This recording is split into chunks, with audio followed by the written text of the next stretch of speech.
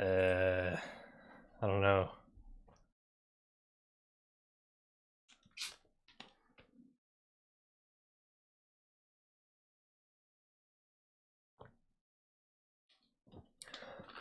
Oh, there we go. Hey.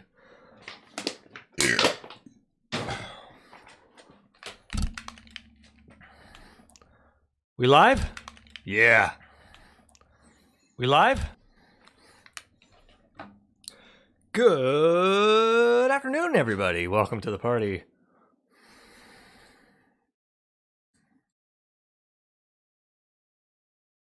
Are we, Yeah, we are. Okay, good.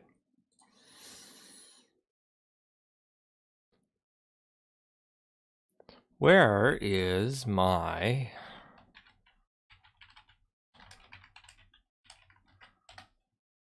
Okay, good. Seems good.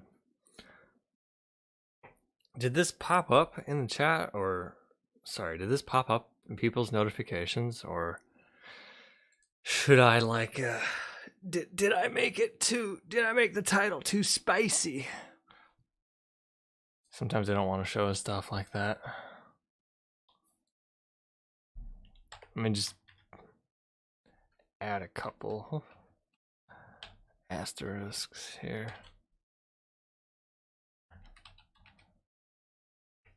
There we go. Maybe that works. Maybe that'll help. Okay, fine. Good enough. Alrighty. So we got a couple things we're going to cover today. We're going to cover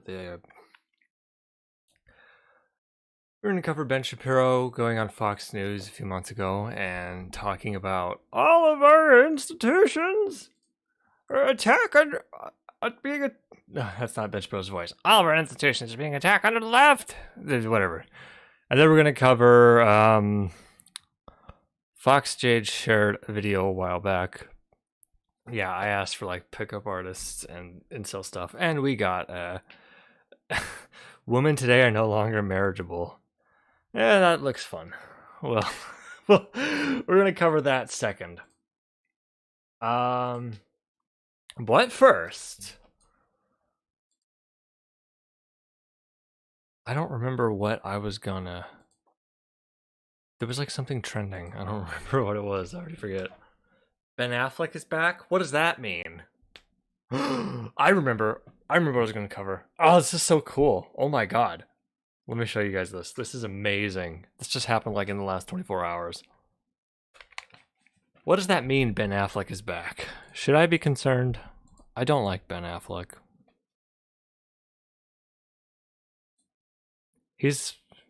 Yeah. Okay, so... As of last night, around midnight, the Christmas tree outside Fox News caught on fire.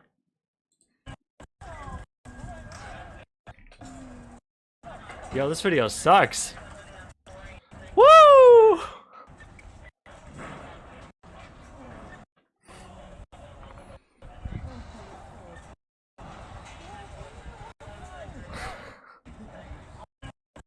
Alright, that's... Is it just that video, or are all my videos going to be like that today?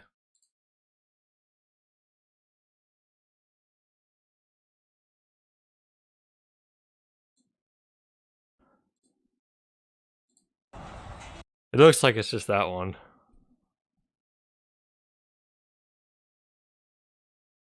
That's amazing. What is this?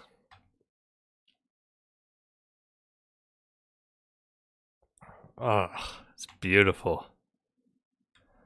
Oh, Christmas tree, oh, Christmas tree. You really are on fire. That's great. That's beautiful. Folks, the war on Christmas has arrived. Hillary Clinton hit this Christmas tree with her satellite laser. It's just like the movie Akira. That's it. It's suspected it's arson, but that doesn't... It's New York City, isn't it?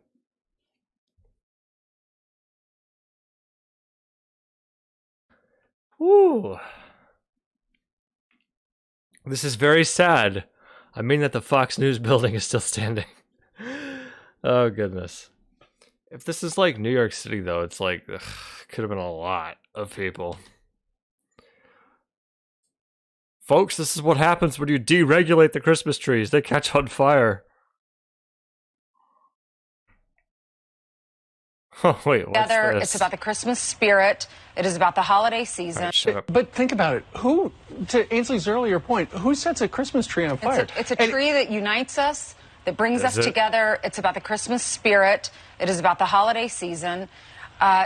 It's about Jesus. It's about Hanukkah. It is about everything that we stand for as a country. Freedom and being able to worship. I know Ainsley's pretty stupid, but wow, that was a dumb one. Worship the way that you want to worship. It makes me so mad. Well, it does, but it goes to the larger issue of safety. It's about Jesus. It's about Hanukkah. These two are not, they don't go together. We have been talking for a very long time. This city has gone south when it comes to safety. We don't feel safe when we come to work in the morning. We don't feel safe when we go home at night. It's just one of those things. And when I don't feel safe because the Christmas trees are on fire. Hold on. Back ready to radicalize more people and become incredibly influential conservative internet celebrities. Oh my god, did Ben Affleck do something else that's stupid? Here in Sweden, we have a Christmas tradition to commit arson upon one particular Christmas decoration in one particular city. I don't know much about Sweden to make a joke there. When you look at that symbol, and so many, and we were talking about this yesterday, how through the years, people, thousands, hundreds of thousands of tourists have come to New York City to celebrate the Christmas season. Oh, it is New York City. They walk up City. and down Fifth Avenue and our street, 6th Avenue. Kind of all we have left, right? And they look at the lights. That's all we have left? Today, there are no lights because somebody burned down our Christmas tree. We don't have anything left anymore because gay people can get married. I hope we put it back. I mean, I hope we put it back. I hope we build it back bigger and better. And we got to do a sequel to the Christmas tree lighting. And I just think that Let's do another lighting. And I agree. The early indications are the guy's a psycho. But Ainsley, who will pay for the Christmas tree? Fox Jade posted something in suggestions. I really hate Ben Affleck. Have I made that clear? God, I really don't like Ben Affleck. Let's take a look. Streams audio streams current bitrate lower than recommended. What? Is anything up with the stream? That was a weird notification. Christmas tree had it coming. Hey, we really should be looking into and asking. We don't know yet. Stop politicizing this, Fox. That it's entirely possible that guy lit the Christmas tree on fire in an act of self-defense. Okay, listen. Hey, the tree got Rittenhoused. Ben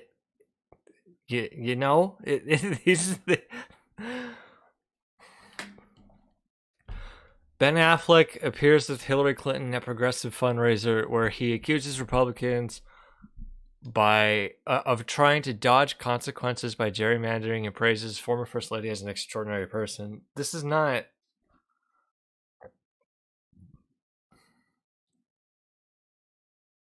I don't care. Why are you sharing this?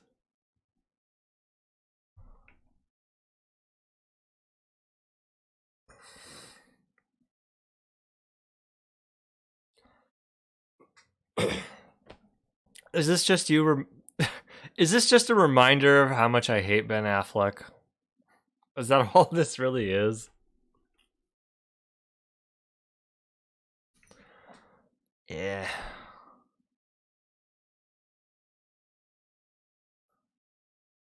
Yeah, I don't think I care. This is a cursed picture. Oh god. Oh, that's cursed. Jesus. Here's Ben Affleck next to Eric Holder. Fuck me, dude. I don't wanna. Oh my god, tickets are like... Jesus Christ, they're selling tickets for thousands of dollars. Okay, I hate it. I hate it so much. Ruben would cry about it, but I don't want to. Oh my god. You listen to Ben Affleck talk in some of his interviews, and it's like... He says he's like a recovering addict, and sometimes it's like... I think you're probably on something half the time. Let me see here. Oh my god. I just type in Ben Affleck. Jennifer Lopez and Ben Affleck show PDA during the Lakers game. Who the fuck cares? Not me. We're not covering that. Alright, let's get to the good shit. Shall we? One moment here.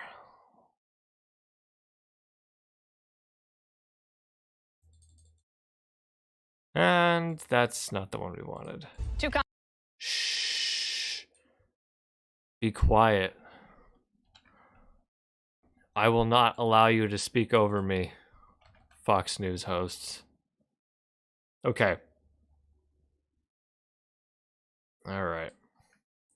So, let's start recording. So, the other day I saw this popped up on my recommended feed because my recommendations are all out of whack. I hope you people appreciate what I do for you. Ben Shapiro, the far left, is taking over American institutions. So, I guess we'll just say this. If you're familiar with the history of, Nazi Germany, we're breaking Godwin's law already.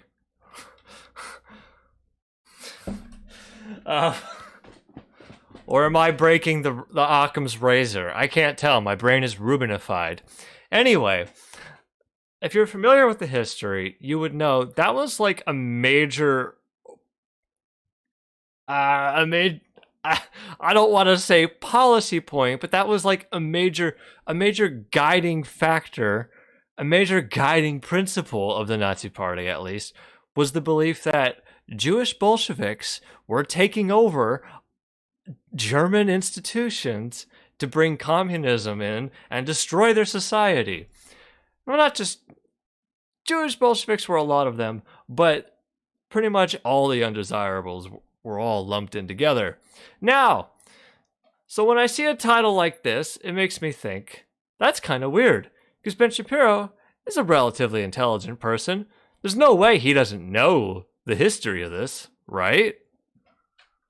Right? Let's find out. Oh, I'm sure. We're just gonna have to sit through this. You're gonna have to wait. Yep. Okay, let's go.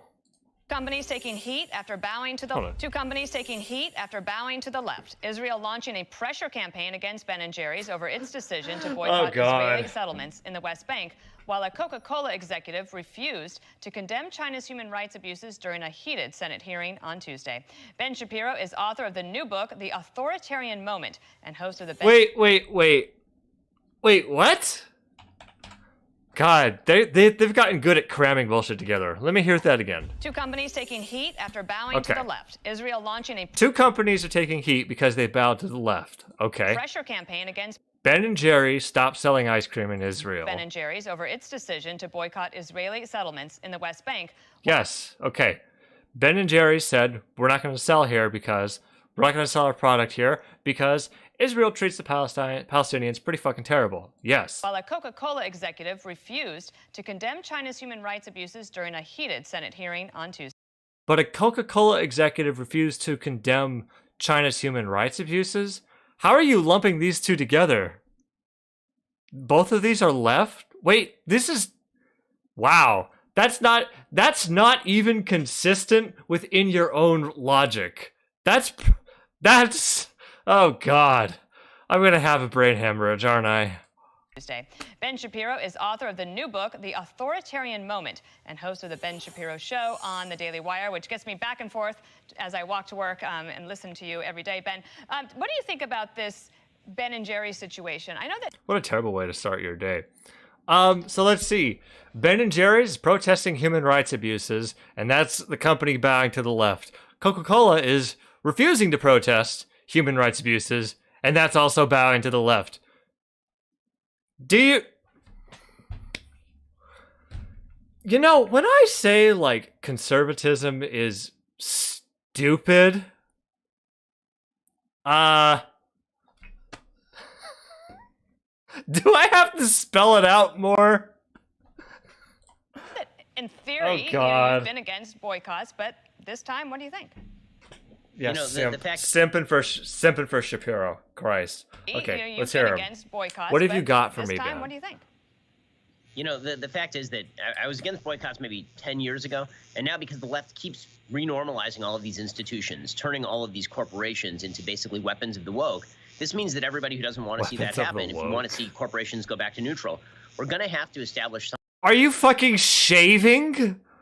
What is that buzzing noise? Some form of mutually assured destruction here, where we say, listen, you guys go woke, you go broke, and if you want to go back to neutral, then we will start patronizing your product again. But the problem is that there's a vast asymmetry in which the left is... What, are you gonna fucking boycott Ben & Jerry's and Coca-Cola? They're not gonna sell... They don't sell in Israel. What is gonna happen? That they are going to weaponize corporations against people who disagree. And then the right says, well, you know, we're against boycotts. Well, that sort of asymmetry ends with the renormalization of every one of these corporations in favor of the left, and that has to stop, obviously. What do you think will happen in this? That's a lot of words to essentially say nothing. All right, here's another take. By and large, boycotts don't really work, don't really do anything, and personally, I don't really think it's your responsibility to participate in a boycott. Like, a lot of places, it's like, oh yeah, Walmart fucking sucks. Walmart, terrible, awful, horrible company. But you know, like, there are many towns in the country, it's like, Walmart might be, like, the only place you can go in town. Like, in your town that has what you need. Unless you want to travel, like, 2 hours away to the next town that has, you know, more people and more stores. I don't think you should have to do that. No, fuck that. Better idea. Instead of boycotts, we run for office and hold these corporations accountable. That's how you do it. Make them pay more taxes, make them pay out benefits, and, you know, provide a general safety net off of those taxes. That's the best, that's the proper answer, okay? That it's kind of ridiculous to expect individuals, like individual people, to hold corporations accountable. That's not your job. That's supposed to be the government's job. Historically speaking, this government has done that before. We've broken up several monopolies. We've broken up several antitrust people. Antitrust, yeah. Nixon, fucking Richard Nixon, formed the EPA because a river was set on fire. You know? What, are you just going to boycott the oil company because the river set on fire? No, you formed the EPA. In the end, on this Ben and Jerry's front. It seems like Unilever has no incentive to continue broader boycott of Israel. I think that states are going to start using anti-discrimination laws to crack down on Ben and Jerry's. And for folks who don't understand that, states do have the wherewithal to crack down on corporations that violate, for example, anti-discrimination laws with regard to racism. That's also true for anti-Semitism. That is. Ah, but Israel's a country. You fool. You simpleton. Israel's a country, and therefore, if you want to talk about anti-discrimination laws, couldn't it be argued that by doing business with Israel, you are in fact supporting the oppression of the Palestinians, and therefore you are also violating anti-discrimination laws? Kind of a reach, but not much of a reach, as what Ben Shapiro is doing. Nice try! Is why Ben and Jerry's is running afoul of the law in certain states. I think that Ben & Jerry's is unlikely to back down, but he doesn't have anything else to back that up. Yeah, sad little man. That Israel doesn't need Ben & Jerry's ice cream. I think there are plenty of other brands they can use. Yeah, there's plenty. That's right. I also wanted to ask. Okay, also a corporation, especially an international corporation like Ben & Jerry's, they have the right to decide whether or not they want to do business with the country for any or whatever reason. That's not really a new. That happens all the time. Plenty of companies. Plenty of companies don't do business in several countries around the world. You know, Ben Shapiro probably wouldn't object to companies not wanting to do business in Muslim countries because of their treatment of whoever. Obviously, I know it depends massively upon the country. You know what I mean. About this, Senator Tom Cotton was basically. Okay. Anyway, like if a company, for example, you know, says I don't want to do business with Saudi Arabia because of what they're doing in Yemen, would Ben Shapiro object to that? Probably not. Huh. Yeah, there's plenty. That's right. I also wanted to ask about this. Senator Tom Cotton was basically grilling the human rights guy at Coca-Cola yesterday about China. Watch this. Senator, we stand up for what is right across the world. We apply the same human rights principles in the United States that we do across the world. Every single one of you refused to say a single word, by all appearances, that will cost you one bit of market share inside of mainland China. Thoughts on that, Ben? That's it? I want more. What are they talking about? That's obviously true. The great lie with regard to opening China is that it would moderate China if we opened our markets to them and got them to open some of their markets to us. Instead, China very clearly, under Xi Jinping, sees the opening of the markets as a weapon to use against American corporations, converting American corporations into propaganda outfits just to guarantee the market share. You can blame corporations for that, but in the end, it's going to have to be governments like the United States government, like the governments of the EU, that unify and isolate China economically. Otherwise, corporations are going to be in a sort of... Well, I can tell you that's not going to fucking happen. Race to the bottom in terms of value. Libertarian, by the way. Isolate China economically? What the fuck? Value, because they frankly can't afford not to do business in China if all of their competitors are. And it reminds me of one of my favorite sayings. If there's a race to the bottom, somebody could win it, indeed. Also wanted to ask you about this. National Review wrote why they hate Ben Shapiro and us, basically saying if you pay attention to the left's pundit and intellectual class, the people they hate more than anyone, the targets that really raise their Is that me? I don't think so. I have a conservatives who are educated, conservatives who are well-spoken or well-read, conservatives who speak the language of the upper middle class. Ben, you're right. I would hate them. So please, let me know when you find one. Got him. You have a new book out, The Authoritarian Moment. What are you trying to get across to here that might be driving the left a little crazy? I mean, the basic point that I make in The Authoritarian Moment is that everybody, right, left, and center, with the exception of the far left, feels ostracized and isolated in modern American society. You say the wrong thing, you end up basically wished into the cornfield. Well, that's stupid and politically illiterate. The far left doesn't... The far left is probably the most, like, left out of all the discussions in politics.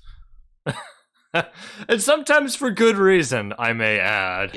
There's going to be blowback to that because the institutions have been taken over. Nearly every... All right, hold up. Let's hear this, though. Trying to get across to here that might be driving the left a little crazy. I mean, the basic point that I make in The Authoritarian Moment is that everybody... God. Some of his books are also really stupid. I pirated that book, Ben. How do you feel? Did you really? Oh! Is that... That's right. Here in communist China, we do not recognize your silly American copyright laws, Mr. Shapiro. What are you going to do about it? Right, left, and center, with the exception of the far left, feels ostracized and isolated in modern American society. You say the wrong... See, that's just, like, objectively not true, though. Everyone except the far left? Oh, yeah. Yeah, okay. How many fucking communist politicians do we have? Oh, that's right. None! I know people like Shapiro, conservatives in general, just call everything they don't like communism or socialism. We don't fucking have any. Wrong thing, you end up basically wished into the cornfield. There's going to be blowback to that because the institutions have been taken over. Nearly every major American institution has been taken over by the left. The left don't really like when you notice this. They would prefer... That's a Nazi fucking argument, Mr. Shapiro. That we all focus in on members of the authoritarian... Yep, and he says Wait, and he says have been taken over. Nearly every major American institution has been taken over by the left. The people on the left don't really like when you notice this. They would prefer. They don't like it when you notice this. That we all focus in on members of the authoritarian right who represent a pretty small contingent.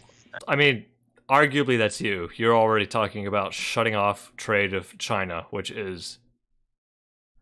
would fucking like kill our economy overnight, Ben. They don't like it when you actually take note of the fact that serious institutions with serious Is it a power conspiracy? to wield against Americans are using that power to crack down on political dissent, which is why it's incumbent on us to notice it and to fight back against it. So it's a conspiracy. The left are all in on it. They don't like it when you point it out. And we have to keep fighting it. What examples does he give? I haven't seen many. Corporations. The examples that were given were Ben and Jerry's and Coca-Cola, which are contradictory examples and already pretty sad. But if that's all we get, I got to admit, I am sorely disappointed. Oh, maybe a quick thought from you about the new, apparently the mask mandates could be coming back? Insane. I mean, the CDC is not basing this on any level of science. Okay, so you don't know any science, Ben. You're just saying what you think your racist people want to hear. According to the CDC's own statistics, 161 million Americans have been vaccinated. We've had about 6,000 breakthrough cases resulting in hospitalization, which means that your chances of being hospitalized thus far in the United States, if you're vaccinated, your chance of being hospitalized about 1 in 27,223. And on the basis of... God, no, I didn't mean to click that. Jeez. He really does have that middle school nerd energy. We are now so asking sad. people who are vaccinated to mask up to protect everybody else who already has had the chance to get vaccinated. Right. And by the way, I'm not... Yeah, because if you get the vaccine, you can still spread it. We know this, but whatever. The unvaccinated screaming for the vaccinated to mask up. I'm seeing vaccinated members of the CDC screaming for the vaccinated to mask up. Ben Shapiro, good luck. Have you considered that maybe, it's the responsibility of the people in the CDC to take actions that might save lives? Maybe that's a thing. 1 second here. Let me look at... Here we are. Wait. Can I zoom in on this? Fuck, it's not working. No, that's Arizona. Show me everyone. Oh, here we are. Oh, this is good. COVID deaths. United States, all regions. This is where we're at. It's still pretty bad. And it's funny because he'll say all this. Some of them will say all this. Oh, it's not based on science. It's it. Wait, I mean, it is based on science. We actually know what we're talking about. The CDC are, actual professionals who know what they're talking about. But I get it. You don't really want to think about that because there's too much money involved in saying no, they're not. But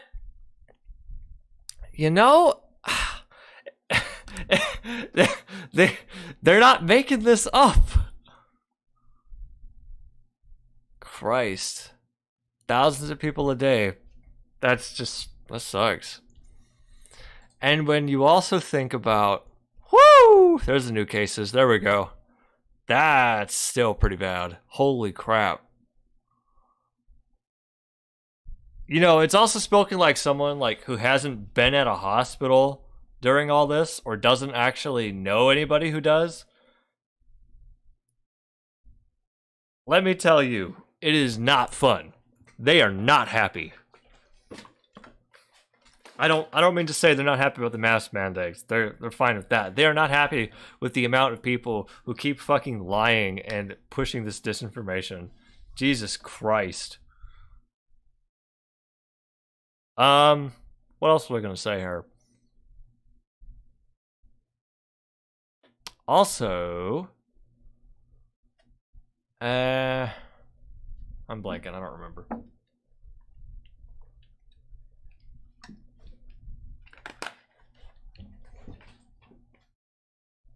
Oh yeah, also, they'll say all this, like Ben Shapiro will cry, It's not based on science. The CDC's in hospitalization, what did he say? Which means that your chance of being hospitalized thus far in the United Your States, chance if you're vaccinated, is really your chance low. of being hospitalized about 1 in 27,223. 1 in 27,223. I don't give a shit, Ben. Whatever. And then, not really true, but whatever. And then, but you add on top of that, he'll say all this and downplay it. And then, would we make fun of them on Herman Cain Awards? Then, oh, we're the bad guys.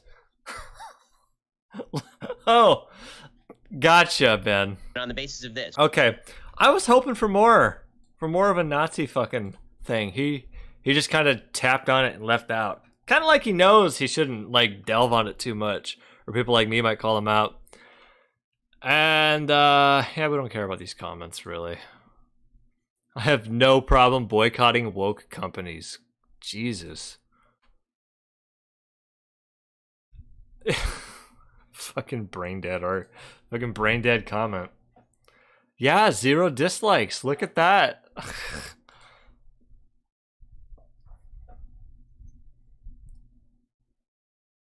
I love Ben and Jerry's, Coke and Disney, but they'll never see another dollar from me. Goodbye, Cherry Garcia. What? Because they protest the Palestinians? The treatment of the Palestinians? Like, that's what it is? Hatchet Jack? It's just like, yeah, you know, I really like the ice cream, but when they said that Palestinians were people and not animals that live in sewage, I really hated that. I can't eat the ice cream anymore. Oh, God.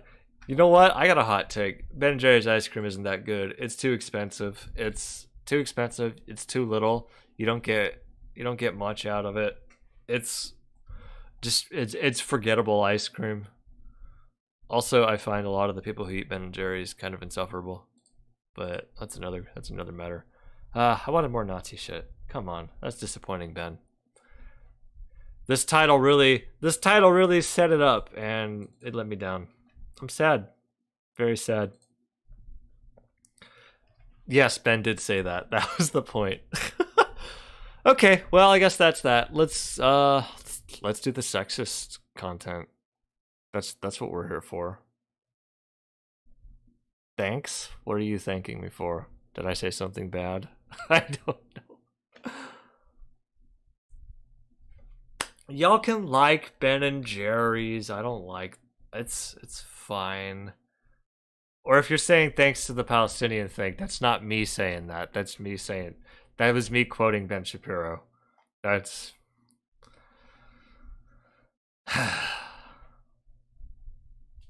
Lionel must see bitches. Maybe. This season is too big. That's loud. All right, we're gonna open up the next content in one moment here. Let me 2 unskippable 15-second ads, huh? That's amazing. Yes, I'm weak. You can eat Ben & Jerry's. It's fine. I don't. It's also a lot of flavors. Yeah, a lot of the flavors are not gluten-free, so I can't really eat it anyway. But oh, I said a lot of the people who eat it are insufferable. Oh, wait. Now I realize what you mean.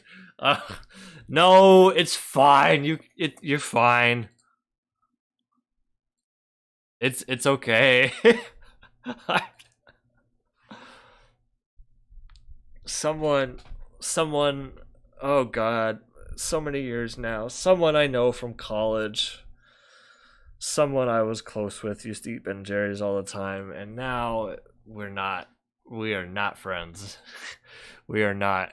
That relationship is over. That bridge is burned. But it's fine. It's okay. Okay, so let's move on to the next one. Lionel's on the right now. Thanks, Mr. Attack. This was what it was that pushed people to the right wing. Ben & Jerry's. It wasn't the behavior of the Ben & Jerry's company.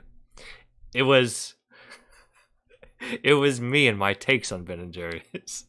Okay, let's move on to this content. So Fox Jade shared this video. Women today are no longer marriageable. What a title.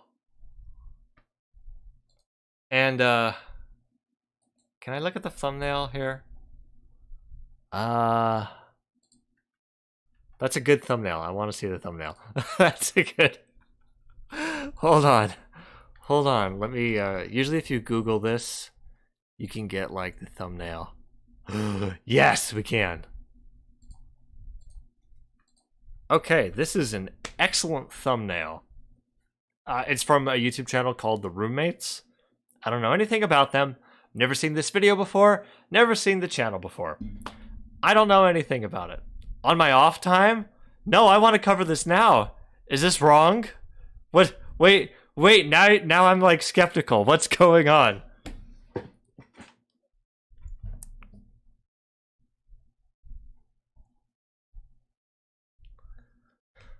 I want to cover this. I asked for like pickup artists and incel and sexist content, and I think you're delivering. So we have the sad, awful truth. No, looking at the thumbnail. Oh, okay.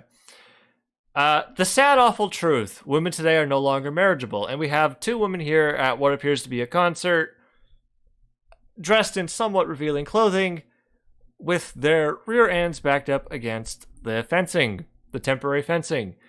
We'll see what happens here. I like the start. This is promising. Notification there.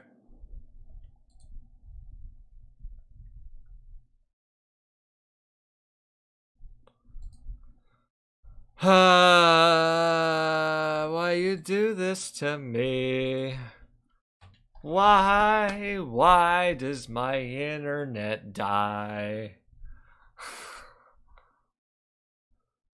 Where did my internet go? Oh, where can it be?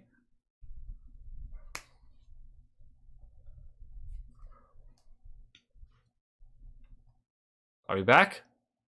Yeah. Are we back? Stream's current bitrate. Wow, that's pretty low. 100 kilobytes. It's not supposed to be like that. Do we look good? Or...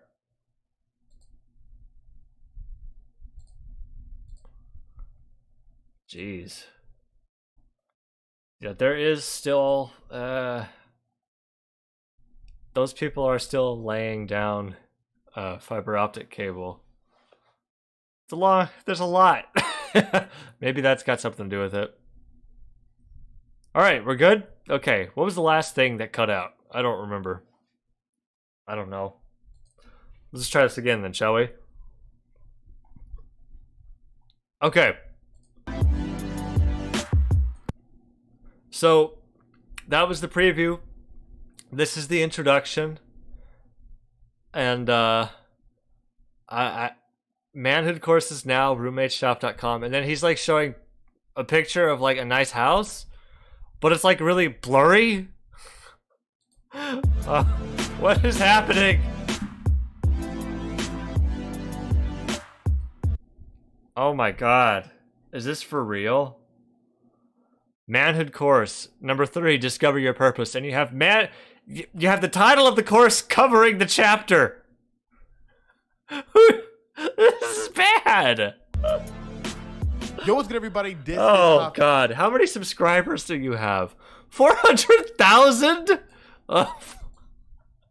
You should have an editor who can do a little better than that. Fees and whew, you guys saw the title. Yeah.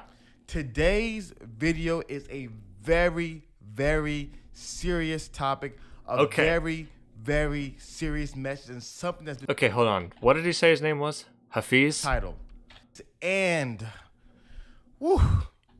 Yo, what's good, everybody? This is Hafiz and... Okay, Hafiz. Good, I can remember this. Today's video is a very, very serious topic, a very, very serious message, and something that's been weighing heavily on my heart for the past couple of days. So, ladies, I'm gonna take notes. If you're be watching today's video, all I ask is. He says this is serious, so you know what?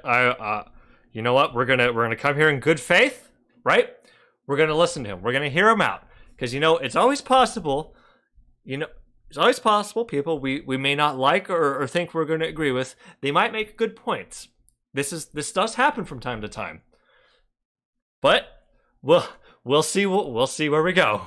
Is that you watch it till the very end, because if not, you're going to get triggered. You're going to misunderstand the message, because this is something that is so important for every man and woman to understand. And today's message is this. Women today are no longer marriageable. Wouldn't it be marriable? Marriage material? I don't know. I don't know either. Channel, the goal of the roommates is to help every single man become the best version of himself, physically, emotionally, spiritually, and financially. And oh my goodness, not a bad stated goal. Past couple of weeks, let's see where we go. So many guys have been sending me their receipts, sending me their progress reports about how they've been improving their lives. So many guys are getting in the gym. So many guys are going to counseling. So many guys are getting their money right, growing spiritually, tapping into their masculinity. So many guys are improving themselves, and I cannot even tell you how many messages I've read today alone from guys sharing me how much. Bro, you have honestly changed my life with your UR videos. Has he improved, though? Really? I hopped on NoFap last week and saw... Oh, fuck. I should have read the next sentence. I hopped on NoFap. Also, you're supposed to have a space after the period. I hopped on NoFap last week and saw my confidence skyrocket to the point where I was at the gym today, and I have never asked a girl for there, and that's the wrong there, bumber in my life, but tonight I did and got it. No space, period, no space. Walked straight up to her after she was done working out, period, no space, and she is texting me right now. And the picture looks like it's a little kid. Oh boy, we're off to a fantastic start. This is what it looks. This is what improvement looks like. Okay, maybe this is improvement. They're but drastically transforming their lives. They're becoming ambitious. They're becoming assertive. They're becoming confident. They're becoming competent. They're having purpose. It is such a beautiful. And he just took a stock picture of a bunch of men in suits. These are good-looking suits. Make no mistake. But oh boy, sight to see. And then I got a message. From a young man.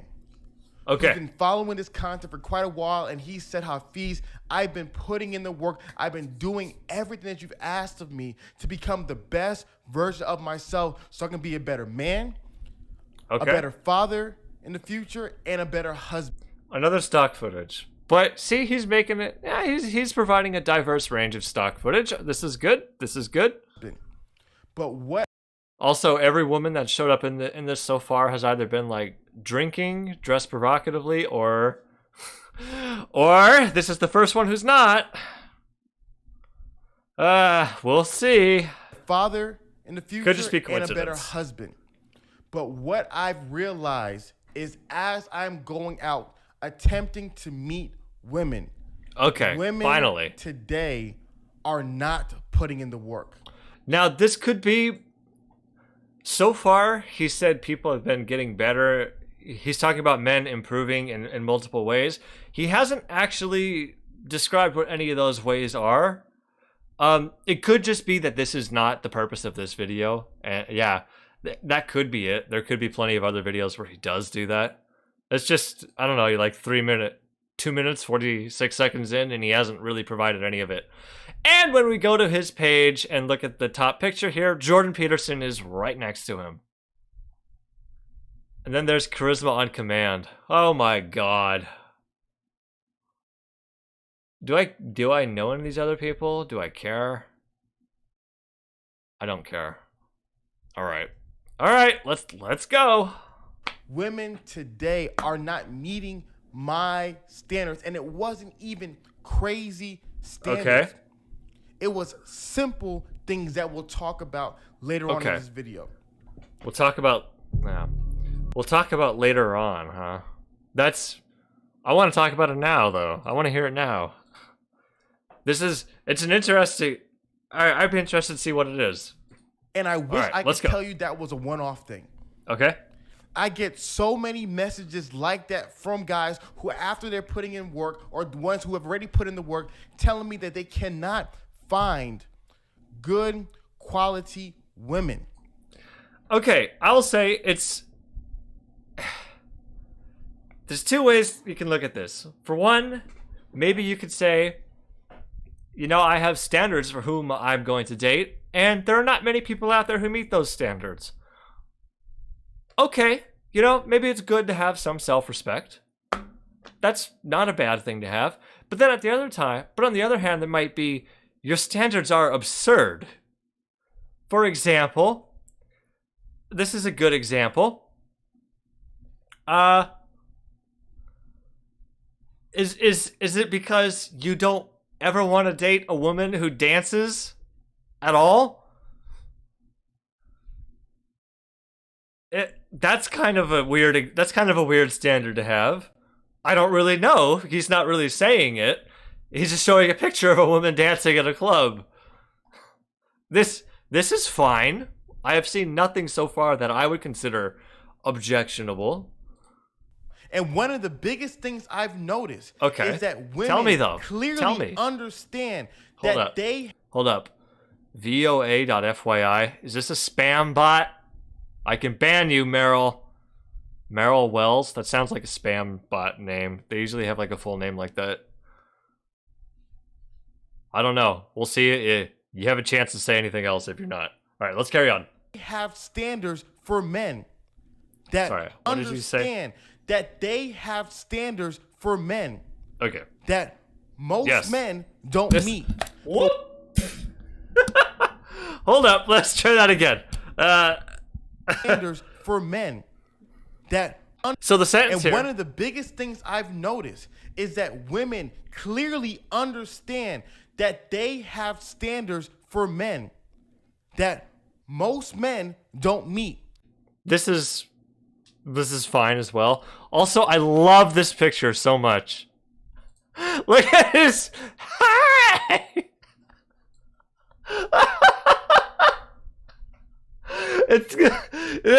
Did he just like walk up to her like at a coffee shop or something, and she's like, "Leave me alone, I'm doing my dissertation," and he's like, "Why, hello, female." But what they always fail to realize is that men have standards as well for women, and unfortunately, women. Oh man, this is a great picture. It also looks like it's from the, I don't know, like early 2010s or late aughts. That's kind of an old picture. They may not, you're talking about standards. These women may not be partying as much anymore. Don't meet looks like an old standards. But so let's go ahead and talk about it. So let's talk about 5 reasons that women today are not marriageable according to men's standards. And all right, I want to say we're now 4 minutes in, and it's like that was all the introduction. Okay. Reason number 1, there's too many single mothers. All right. Now this is good. Reason number 1, there's too many single mothers. We have something to work with. Here's an interesting thing that you always see from people who argue the opposite. There's so many people who argue single mothers. This is number 1. Thank you, Hafiz. Let's go. There is not enough marriageable men, and there is a drought of men amongst women. One of those people is William Julius Wilson, who wrote in this book that especially in the black community, there is a shortage of desirable. Oh, wait. Hear that again. One of those people is William Julius Wilson, who wrote in this book that especially in the black community, there is a shortage of desirable men. But let me tell you the fundamental flaw that Julius Wilson made, according to Brookings Institute and many other scholars who critique his work. He's got some research going on here. I'm impressed. What he did was he created a standard for men. He asked women. Okay. He said, "Women, what is the standard that you can't pick 5, but what is the most important thing you want in a man?" And women said, "We want an employed man." So what he did. Okay, this makes sense because we live in a capitalist society. You need money to live, and you want someone who's stable and more or less has some semblance of stability going on in their life. That makes sense. Was he said, okay, you want to date someone like who has their shit together and doesn't like sleep on a mattress that's just laying on the floor.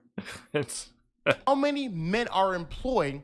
And he compared employed men to all women. And then he said, well, there's less employed men than all women, therefore there's a shortage of men. But there's a fundamental problem. You didn't create a standard for women. Well, the purpose of that was not to create a standard for women, but rather just to analyze. There's a gap going on here.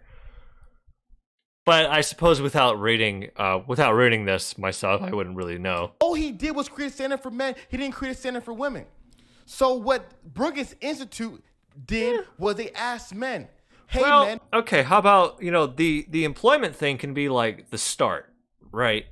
If we have to limit it to one thing, employment seems like the best place to start. But it's never one. No one chooses a relationship based on any one thing. There's like a million factors that go into it. That's just a place to start, I suppose. And what is the standard that you have for women? You're like a fucking. And men said, in America, what men said is that we want them. Bro, is she hot, bro? No, seriously, bro, how hot is she? Them to not have children. Oh. We don't want to raise another man's kids. So then Brookings Institution did something really remarkable. They combined both the standards.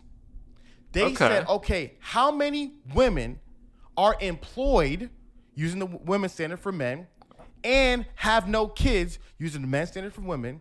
And they compared that to how many men are Okay, this is actually an interesting way to pit the data against each other. But let's hear where he takes it. Employed and have no kids. Across every single race of people in America, there was always more men. There was always more employed childless men than employed childless women. I mean, it makes sense because usually, it seems, if there's a single parent, it's usually the single mother. But we'll see where this goes. So what you see is that a lot of women in today's world... Yeah, it's usually a single mother, and because oftentimes it's the mother that takes care of the kids, at least in our society and gender roles, and usually the men who work because society and gender roles. But lines have been blurred. It's not perfect 1-to-1. There's so many single mothers. Men say we don't want to raise another man's kids, especially in the black community. Single motherhood rate is. All right. Also, we've heard this before. Black struggle, 72% unwed mothers rate. 72% unwed mothers does not mean single parent household. It just means not married. And marriage costs money. That's generally how it is. And the big problem the big problem with raising kids, it's not that the kid is in a single parent household. Okay, no.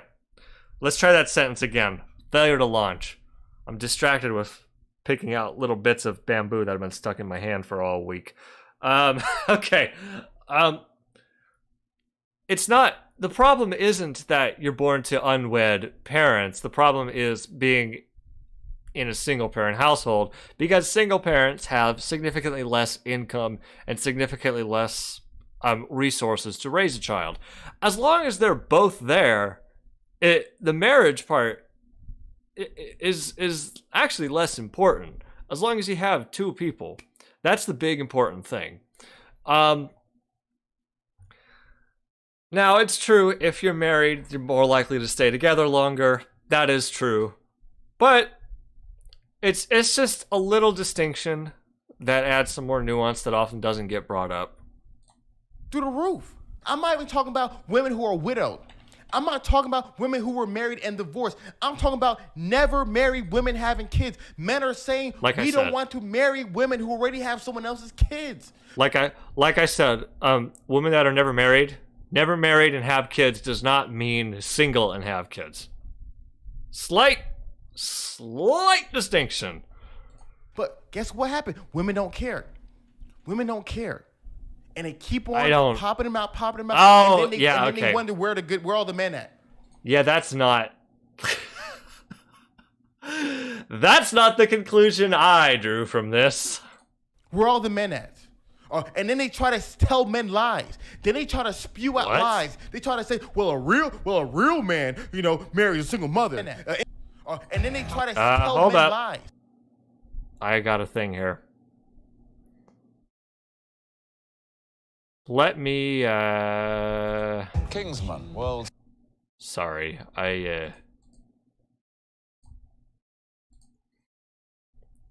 pop out chat. How do I pop out chat here? Shit. I'm sorry. I'm trying to get my Twitch chat on the other side here. Let's try that again. Lies. They try to say, well, a real man, marries a single mother. You're weak. A secure man. See, that's what they.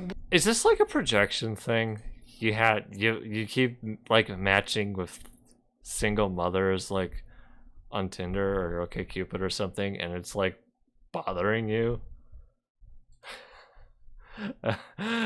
Because I don't know. I'm like 27, right?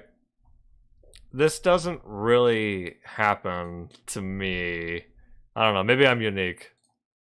They try to shame men into what they don't want. Imagine a guy. I've never felt shamed by a single mother into trying to date them. That's what?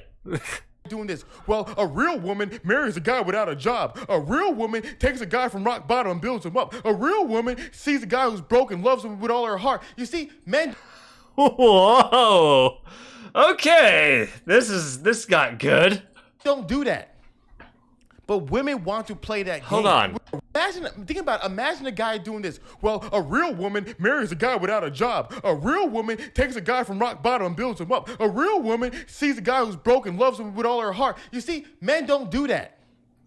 He says men don't do that because men don't complain about that. But I would argue that the vein of toxicity among both of them is still here. The vein of toxicity among women saying a real man would help me raise my kid that's not his. The vein of toxicity that goes with that is the same that goes with what you're saying here.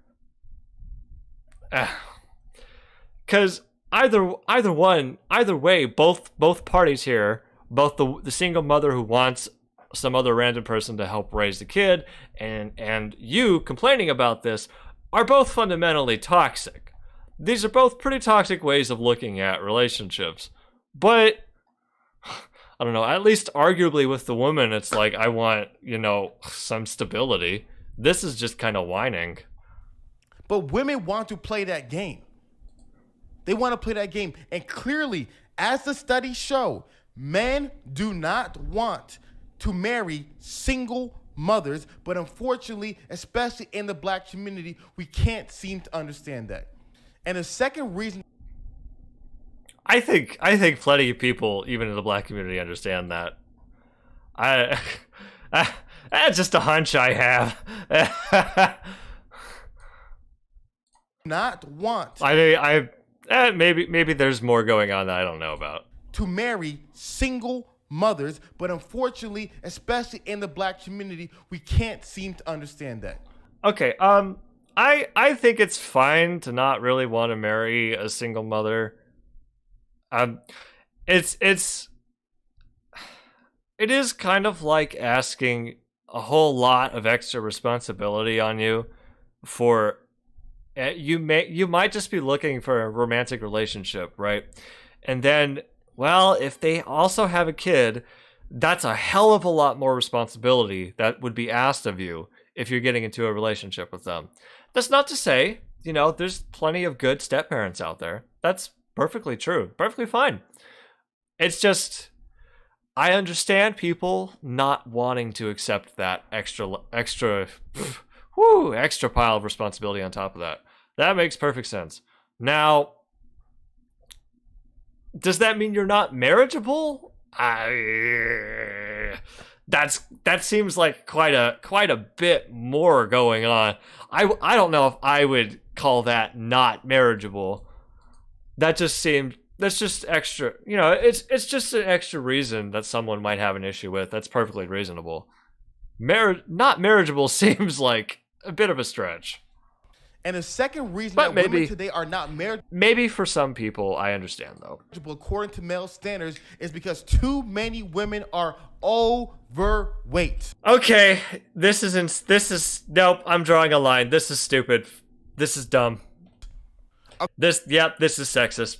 According to the U.S. Department of Health and Human Offices in Minority Health, Black women have the highest rates of obesity in America. They say, yeah, because it makes sense, because in America, Black Americans are often like the poorest, so poverty associated with bad food, high sugar diets, more obesity.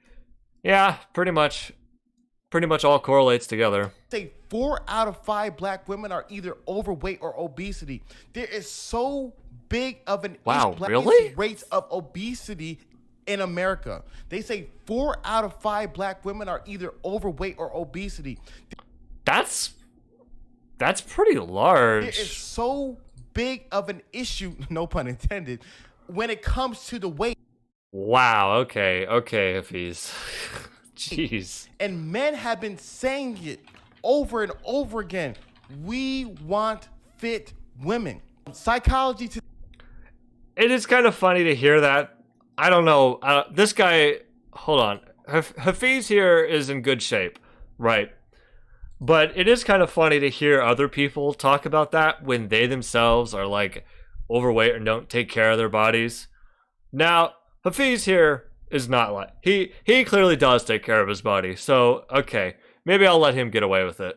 But it is there's a lot of people who are like, why can't I find Laura Croft? And it's like, you haven't been to the gym ever.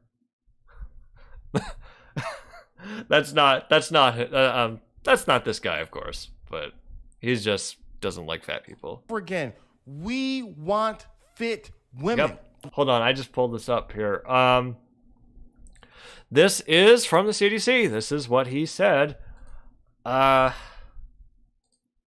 Yeah. Looks like he's right. This is from Source CDC 2019, Health United States 2018. That's pretty recent. African American women have the highest rates of obesity or being overweight compared to other groups in the United States. About 4 to 5 African American women are overweight or obese. That seems really high. 2018, non-Hispanic blacks were 1.3 more times likely to be obese compared to non-Hispanic whites. Is there anything here I care about?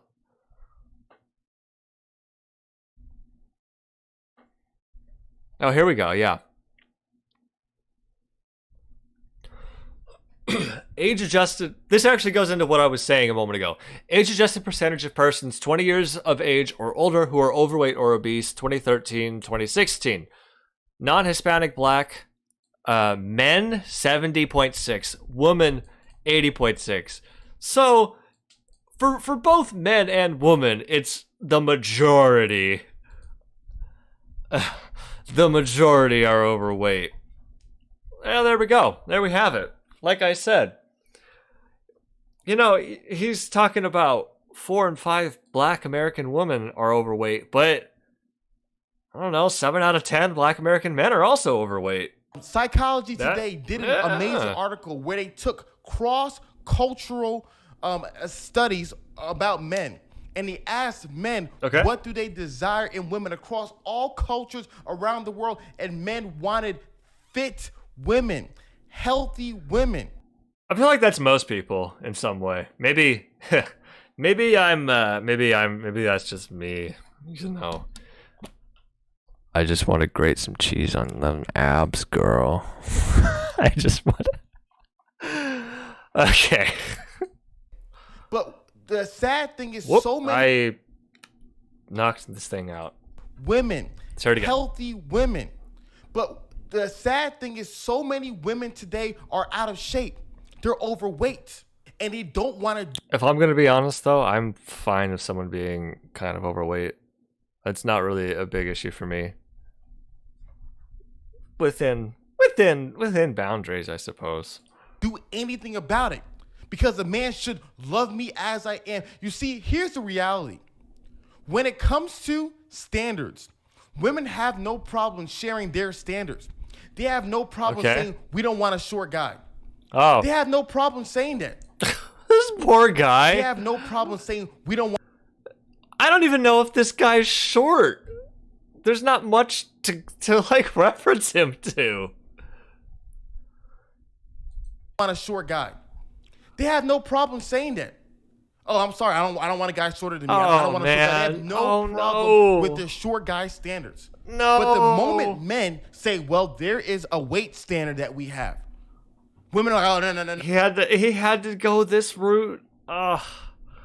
This is a really common thing among like really weird insecure men. You see posts like this on like r/Tinder every so often. Women asking, "What's your height?" And then they say the height, and then they're like, and then the guy's like, "What's your weight?" And then they freak out. But look, it's true. It's bad. It's not fair. It is bullshit. You're right. It's just sometimes I see the way men talk about it a little too much, and it's like, are you okay, dude? Like, most people don't think about it as much as you do. No. Oh my gosh, you got this so shallow. Oh my gosh, how dare you? You guys, you see, what are we talking about here? That's a good question, Men Hafiz. have said it, and women don't want to change. See, the thing about being a shorter guy is that you can't change that. You can't fix that. If you're... How tall do we think he is? Hold up. Now I gotta look. You got an Instagram? You do have an Instagram. Let's see. Sure, it is what it is. But if you're a woman who's overweight, you can get in your best shape. You can improve that. You can fix that. Well, but so many women don't want to. There is significantly more work that goes on in it, and a lot of times when people are like working, they don't really have time to, plan their meals out and eat properly and work out, and oh my god, he's sharing Candace Owens on his Instagram. Well, there we go. That's a deal breaker. Maybe it's not because you're short, Hafiz. Maybe it's because you're sharing a fucking Nazi. That's probably that might have a factor. I noticed there's not very many pictures of him like standing. This might be something. I don't think this is it. I don't think he's gonna tell me. Is it? Show me how tall he is. Like compared to like, there was a door there.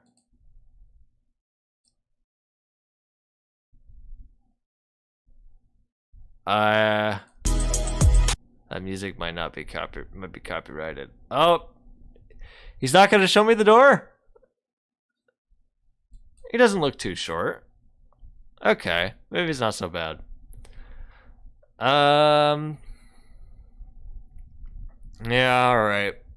Let's just carry on. Men to take them, and men say we don't want it. Is there some men who don't have many options? Who will take it? Yes, but most men don't. Wait, because they're overweight? Or what are you talking Woman about? who's overweight, you can get in your best shape. You can improve that. You can fix that. But so many women don't want to. They just want men to take them, and men say we don't want it. Is there some men who don't have many options? Yeah, okay, that's weird. Jeez, this is taking quite a while. Oh my god. Yo, just because some men don't mind women with a bit of chub or being overweight, that doesn't mean they don't have options. That's weird. That's a weird thing to say, Hafiz. That, you know, there's a little bit more that goes on in choosing your partner than just, you know, are they overweight? Do they have a kid? I don't know. What about personality? I think that matters. Maybe I'm crazy, I guess. I don't know. Maybe I need to like enroll in his like 12-step course or whatever. Who will take it? Yes, but most men don't. And I had a friend who made a great point. And he said, women will always argue, well, guys like them big. Guys like them big. Well, how many girls at the strip club are overweight? Listen, this is big is a variable term. I've always wanted to like be picked up by a woman who's larger than me and just like be carried by her. That's never happened, but I've always like, it's always been like a fantasy of mine. Not like, see, nothing like sexual about it, but like someone who's like, you know, 6'5", because I'm like 6 foot. It's like someone just like, oh yeah, you're huge. Carry me, mommy. It's just that's a different kind of big. Sorry. How many girls? What was he saying? He said women will always argue, well, guys like them big. Guys like them big. Well, how many girls at the strip club are overweight? This is a good picture. You know, I don't think I've ever been to a strip club. Yeah, sorry, I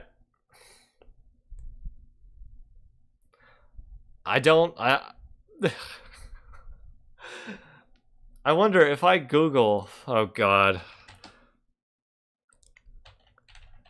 Now that's not,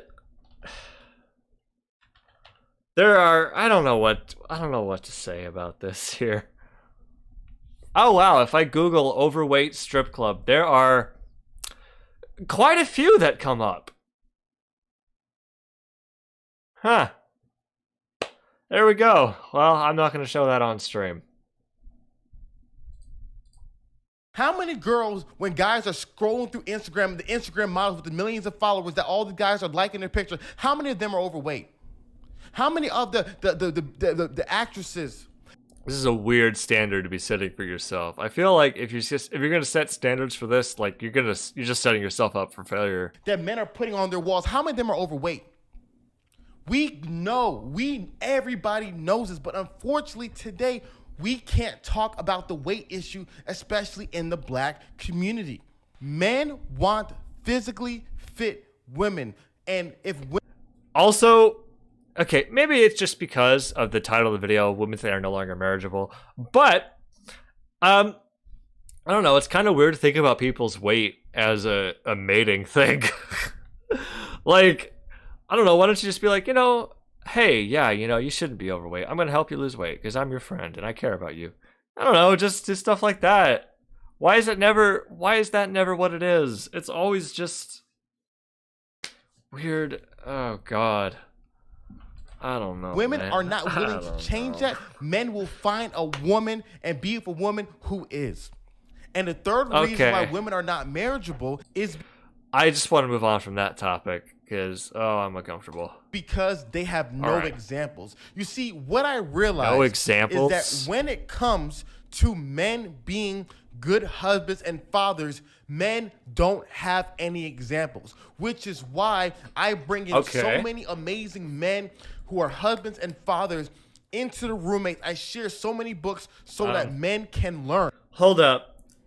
I don't Resident Evil Village stream. I don't want to. I'm sorry. I'm sorry, everyone.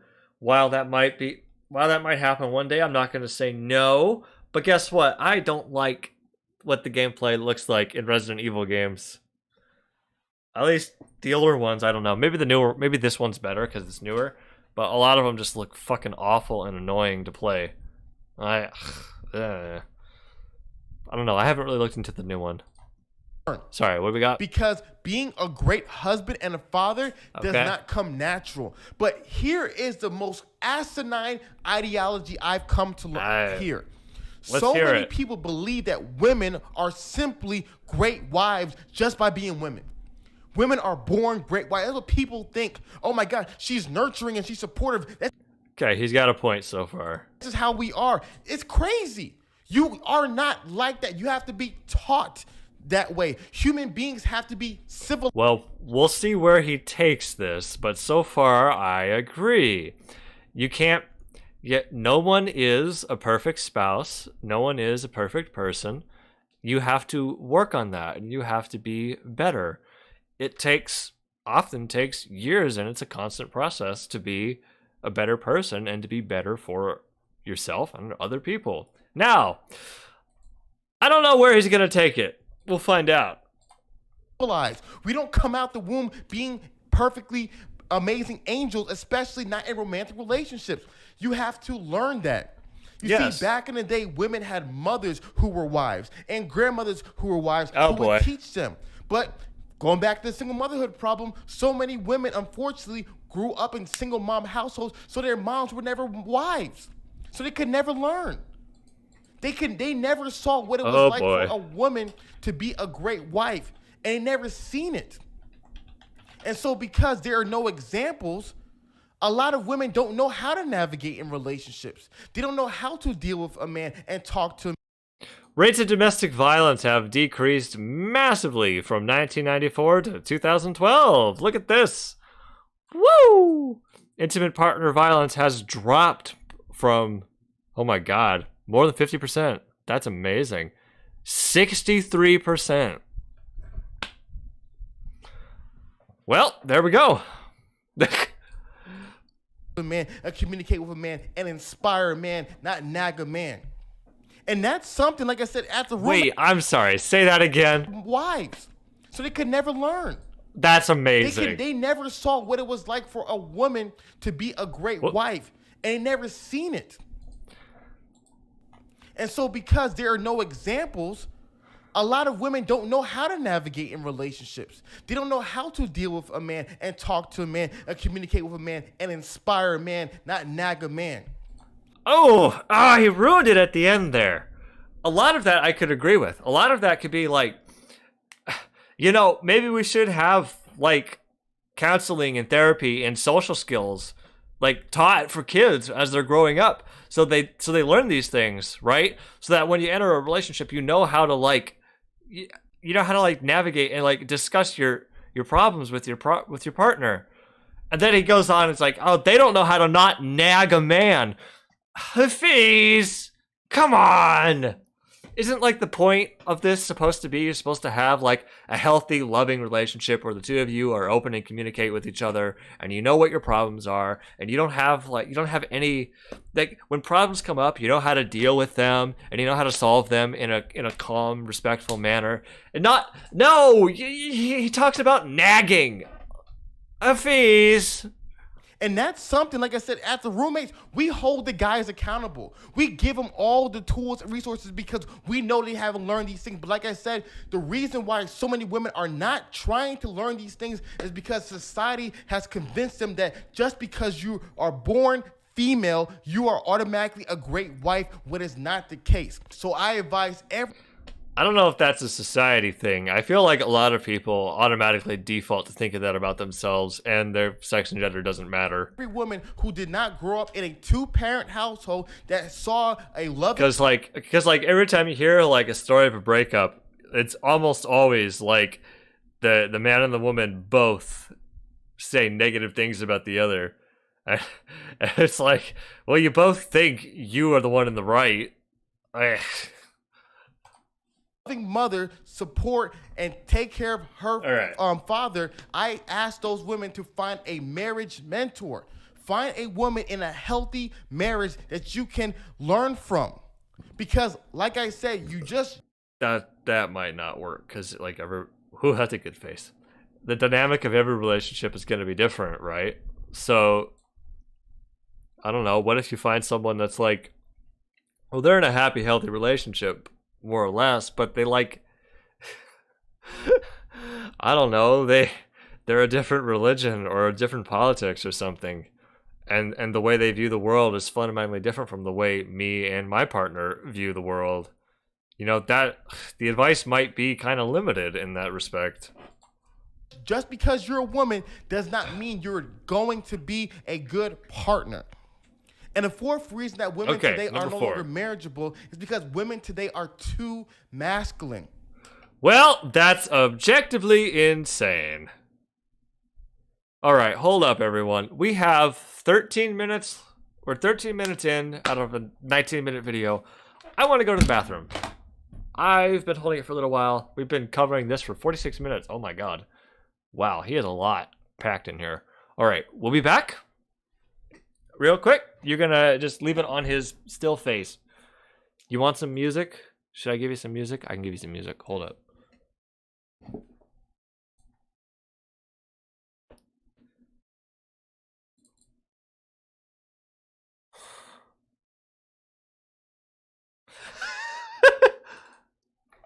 All right, you want some polka?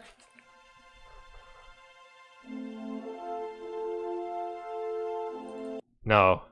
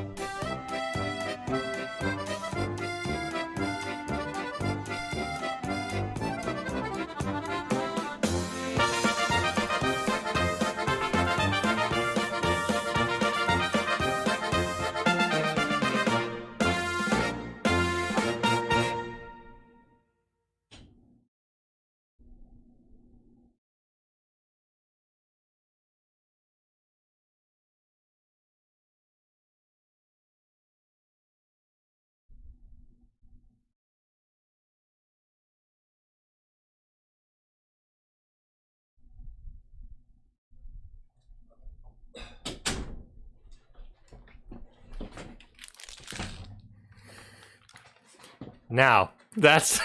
the masculine urge to play polka.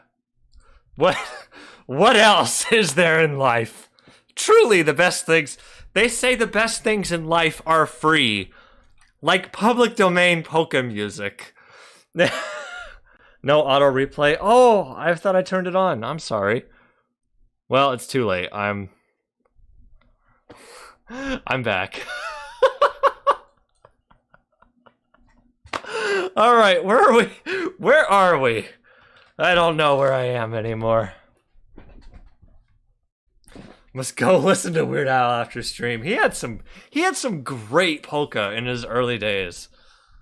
I especially love. There's a video. This is such a tangent. There's a video of early Weird Al playing Another One Rides the Bus, and the and it's the instrument he plays is this big wooden box with like a horn on the side and like bells, and it's just like dum, dum. He just like hits it, and as he's singing it, and he like squeaks the horn. It's so good, but copyrighted. So we're gonna have to move on. I talk about this all the time. Imagine there is a dance. They're too masculine. So let's say we're going salsa dancing. He says women are too masculine. Personally, I don't see a downside here, but, well, I'm a 21st century man. What can I say? Usually people want one of two things. Okay. Usually people want a competent leader to lead them in the dance. They look like they're having fun. That's a fun picture. Salsa! A more masculine person, or they want a willing follower to follow. This is also fun, but this is not a two-person dance, though. Them in the dance. Usually a more feminine person.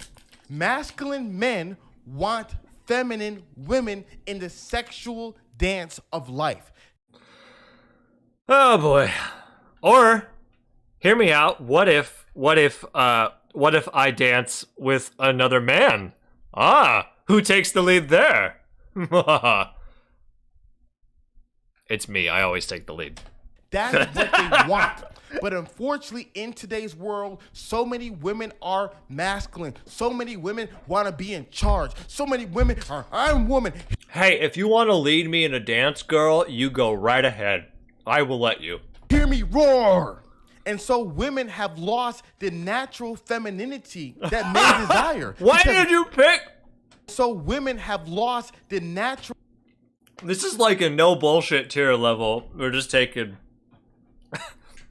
Okay, let's go. Femininity that men desire, because women think femininity is weakness. Women think they always do straw man. Get more done and sell more. That ad cut him off right in the middle. So we're gonna play that back so I can hear it again. Is State and Revolution a good book? I don't remember anything about State and Revolution. I'm sorry, Marksman. What year is it? 2021? Christ, what a question to ask. I think I would have read it in 2014. I don't remember anything about it. Sorry. In today's world, so many women are masculine. So many women want to be in charge. So many women are, I'm woman, hear me roar. And so women have lost the natural femininity that men desire, because women think femininity is weakness. Women think they always do straw man extremes. If I'm feminine, I'm gonna get walked all over. If I'm this, I'm gonna get walked all over. He gonna take advantage of me. I don't know what you think femininity means here. What, if a woman takes charge, she's not feminine? I disagree with that. Run me like a slave. He wants me to be a slave. They make all these crazy extremes to justify why they're not feminine. Then they also make all these extremes and excuses to why they don't have to respect the man. Well, you gotta earn my respect. That's wrong. I don't know what he's gonna say about this. I'll say, just a respect thing, because I've figured out I'm kind of unique about this. You should give everyone respect. Some people say respect should be earned. No. You should give everyone a little bit of respect. That doesn't mean, you trust them with your credit card information. That doesn't mean you let them into your house. That just means you treat everyone with a base level of respect. And unless they do something like seriously bad, seriously egregious, like to lose it, you keep it. You always treat everyone with respect, because honestly, like, that reflects it's so much better, like, for the people around you, and so much better on yourself. And when you treat other people with respect, it's very often reflected back onto you. And that's a really good thing, like, for you and your mental state, if nothing else. Also good, for society and the communities you live in. But that's people, everyone deserves a little bit of respect. People should be given respect. They don't have to earn your respect. Oh, hey. Who do you think you are? Hell yeah! Nice, Hafiz. Okay, good. Yes! I love it when I hear people agree with me on that one. I don't hear that very often, but yes. If I was a man and I had the choice between choosing from 2 dance partners, one of them wants to willingly follow me in the dance and the other one wants to lead me in the dance, most men want somebody who's going to willingly follow them and not someone that they have to argue, someone that they're going to have. Okay, no, I disagree. In the metaphor, I disagree because it's just me personally. If there's a woman here who wants to dance and the 2 women want to dance, one wants to follow me, one wants to lead me, I'm gonna pick the one who wants to lead me. If that's the only options I have and I have to choose between that, I'm gonna pick the one who wants to lead me because not many women want to lead me, and that's something new and different, and it's a little interesting. It's a little exciting. That's what I want. I want to know. It's like, hey, where's this gonna go? You know what I mean? Now he did say most men, so maybe that doesn't count about me. It doesn't count me. Constantly fight and go back and forth. Constantly have to do all types of crazy things to earn a little bit of respect. Men are not going to choose that. Men do. Okay, just because a woman wants to lead you doesn't mean you have to do all that. Doesn't mean you have to do a whole song and dance just to get a little bit of respect. Sometimes it's a woman whose just personality is just a little more assertive, which in a capitalist society is not a bad thing. Do not want capitalist society especially, but really society in general. The economic model is really not necessarily. It's only a minor factor here. She's gonna lead me astray. No. I still have. You can still assert yourself while being led.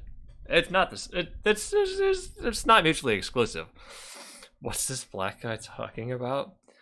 He's talking about why women today are no longer marriageable. That's the title of the video. And that's the best answer you got. I got. Want masculine women, especially if they are masculine men. And the last reason that women.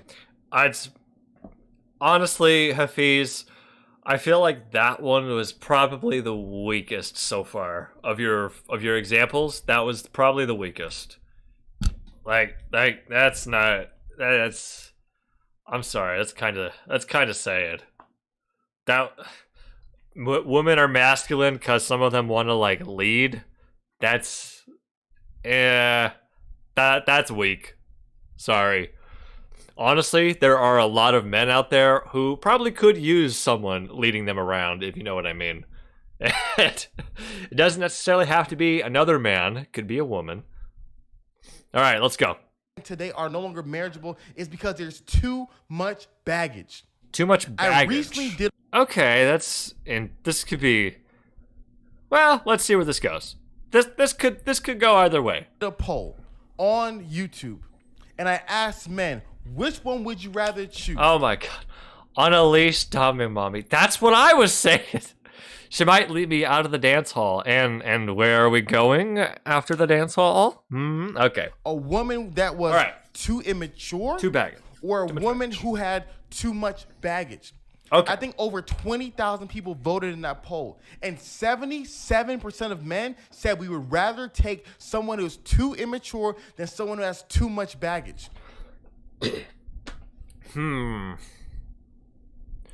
To be honest, I don't know how I'd answer that. Would I pick someone who's too immature or too much baggage? It depends on what you mean by immature or baggage, I suppose. Like, immature, like... What, immature like they're 10 years younger than me? I'd have a problem with that. Immature, like, I don't know, they just don't... What, I read really, like, old, nerdy Russian books, right? Immature, like, they don't read the same kind of books that I do, and they prefer, like, poppy music. That's not necessarily a problem. Baggage like what? Baggage like they've been through some serious trauma? That's not really a problem. Baggage like they've been convicted of multiple felonies? That's a problem. Yeah, I need a little more information to go on. The sad thing about so many girls today is they have so much baggage. You see, that's the thing people don't talk about when it comes to hot girl summer. When you live in your hot girl summer, best life now, having sex with all types of guys, there we go. Okay. Yep, it's a sex thing. It's your body count thing. That's what he means. That is a good face. He has good thumbnail faces. Into different kinds of relationships, those things affect you. You bring baggage, you bring trauma, you bring issues, and men can see that. I'm at the point now when I meet a girl, I can already know. You see, we lived in this society where we say, hey, girl, just sleep with whoever you want, do whatever you want, and just all of a sudden when you're 30, settle down. No. Yeah, men can do that too. It's fine. All these partners that you're engaging with, all these men that you're dealing with, it's affecting you. And now you have all this baggage. Let's hear this, though. And then now you want a man, after him leveling up, after him putting in the... This goes on for a few more minutes. I hope he tells us some of the things he means by baggage. I mean, he said that some women date a lot of people because sexual revolution and whatnot. Do you explain how that affects them? Like, there's some truth to it, but if he doesn't explain it further, it's kind of a useless distinction, a useless point to bring up. Work physically, emotionally, spiritually, financially to take your baggage? No. No, men are not doing that. The ideology, well, he better accept me, flaws and all. Hell no. We are not accepting you, flaws and all. You have to take care of your baggage. But unfortunately... Okay, well, maybe he'll get into it. I'll just say this. I think... Okay, in general, I don't really care who you've slept with and how many people you've slept with. It's not really an issue for me, because as long as it's like we're here now, that's fine.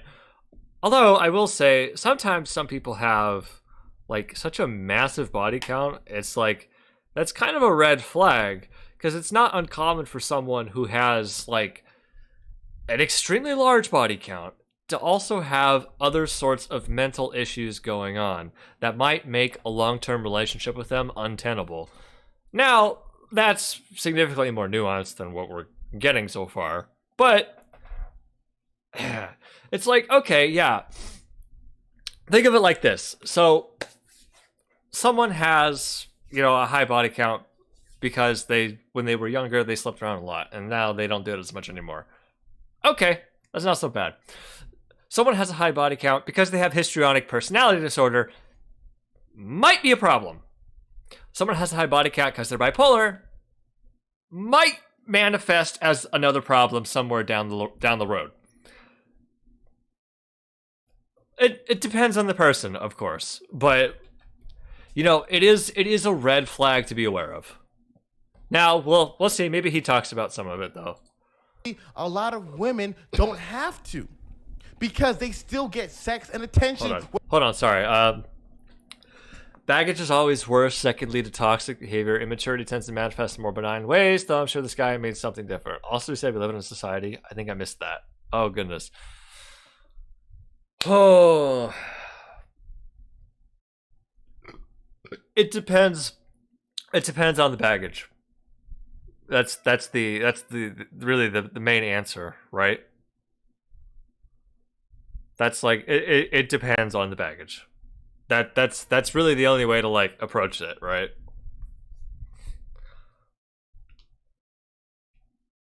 Cause like baggage, shit, I have baggage. Like not like he's describing, but like 2017, I had an aneurysm and like nearly fucking died. I lost so much blood, and I had to be resuscitated. That's some baggage. There's some PTSD that comes with that. That's kind of a big deal. Well, okay, the aneurysm was a big deal, but in day-to-day life, it's not a big deal. It doesn't really affect me, my abilities, and my relationships, but there's some baggage there.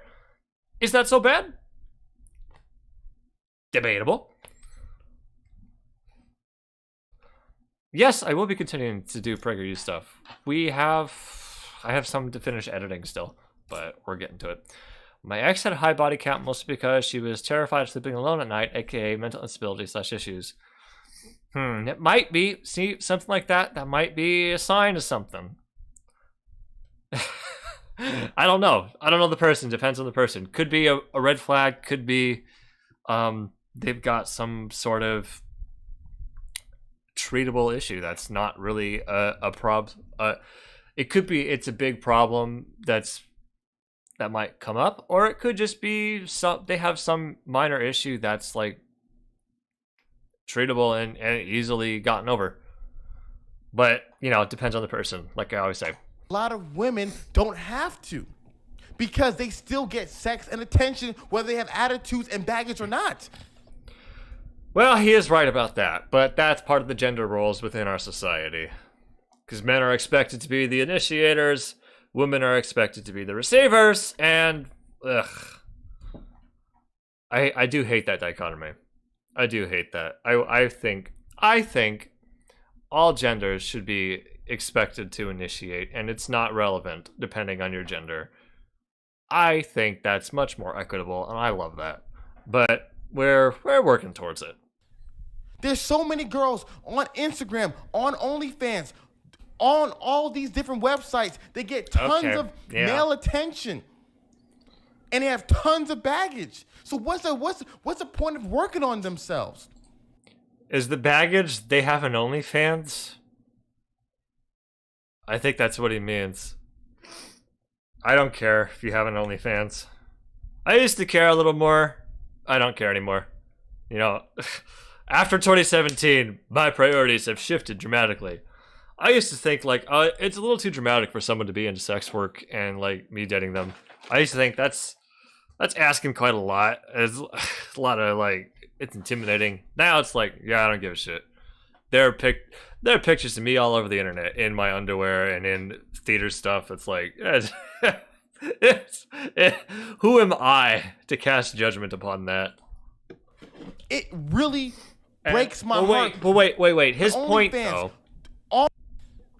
There's so many girls on Instagram, on OnlyFans, on all these different websites. They get tons of male attention, and they have tons of baggage. So what's the point of working on themselves?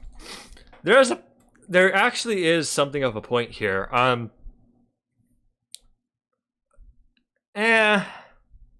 So okay, another way to rephrase his point here is that if you're getting, some women have a lot of people interacting with them, right? Because of the gender roles within our society, women are expected to be the receivers and not the initiators. And there are plenty of women, especially on the internet, that get a lot of attention through social media and Instagram and OnlyFans. And that can create something of a feedback loop where you're getting all this attention, positive affirmation. You're not really thinking, should I be improving myself? Should I be working on this? You might think, well, I don't need to. I have all this information.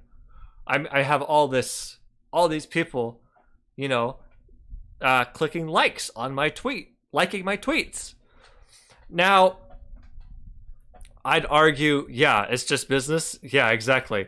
I'd argue it's not really the same, and that a lot of the internet interactions are inherently toxic. Let's just look at Twitter, easy example. But there is, I guess there is something of a point, because that men don't exactly get validation in the exact same way. But yeah, it really breaks my. I wouldn't say it's like a major thing, though. I don't think that's like how most women view it. I don't think that's really how it works. I think most women are, at least most adult women, are probably socially aware enough and have enough social intelligence to realize and recognize, you know, there are different kinds of interaction and feedback, and sometimes it's not motivated in a very good with good intentions. I think most women are socially aware enough to recognize that, though. And what he is describing, I don't think applies to most people. On all these different websites, they get tons of male attention. Yeah. See, for example, the vast majority of women do not have an OnlyFans account, as a matter of fact. Yeah. And they have tons of baggage. So what's the point of? And I wouldn't describe that as baggage either. Working on themselves. It really breaks my heart when I meet girls and they're like 22 years old and they have all this baggage and damage from dealing with all these kinds of men and all this and having all these sexual partners. I'm like, yo, what's going on? Is he gonna explain that though? I said at the beginning, the purpose of this video is not to bash and attack women. To be fair, I do believe him when he says that. Yeah, some of this is kind of weird. But like, I don't know, it doesn't necessarily seem to... I don't think Hafiz here seems too badly motivated. The overweight stuff was kind of weird, and the masculine stuff, but a lot of it doesn't seem too mean. But the reality... But then again, maybe I'm just being too charitable. The reality of the matter is somebody has to help women hold themselves accountable, because I already know what they're saying in the comments. Who the hell do you think you are? Well, lady, don't listen to that man. Another man, another bitter man trying to do like, so... Technocat777 is now following. I thought I updated that notification. Huh. It's supposed to be Venezuela. Oh well. Technocat. Is that Korean Avocado I see? Is that the same person? I can't tell. YouTube doesn't show me. It doesn't show me your aliases and other usernames you've been known as. I can't tell. Alright, let's carry on. As a man, you can't hold them accountable. As a man, you can't hold them accountable. Then another woman tries to hold a woman accountable. What is she going to say? Who do you think you are? You can't tell me what to do. I don't know. By holding accountable, is it like... What do you mean? Do you just mean like, yeah, woman shouldn't be fat, you know what I'm saying? I don't know if that's holding women accountable, right?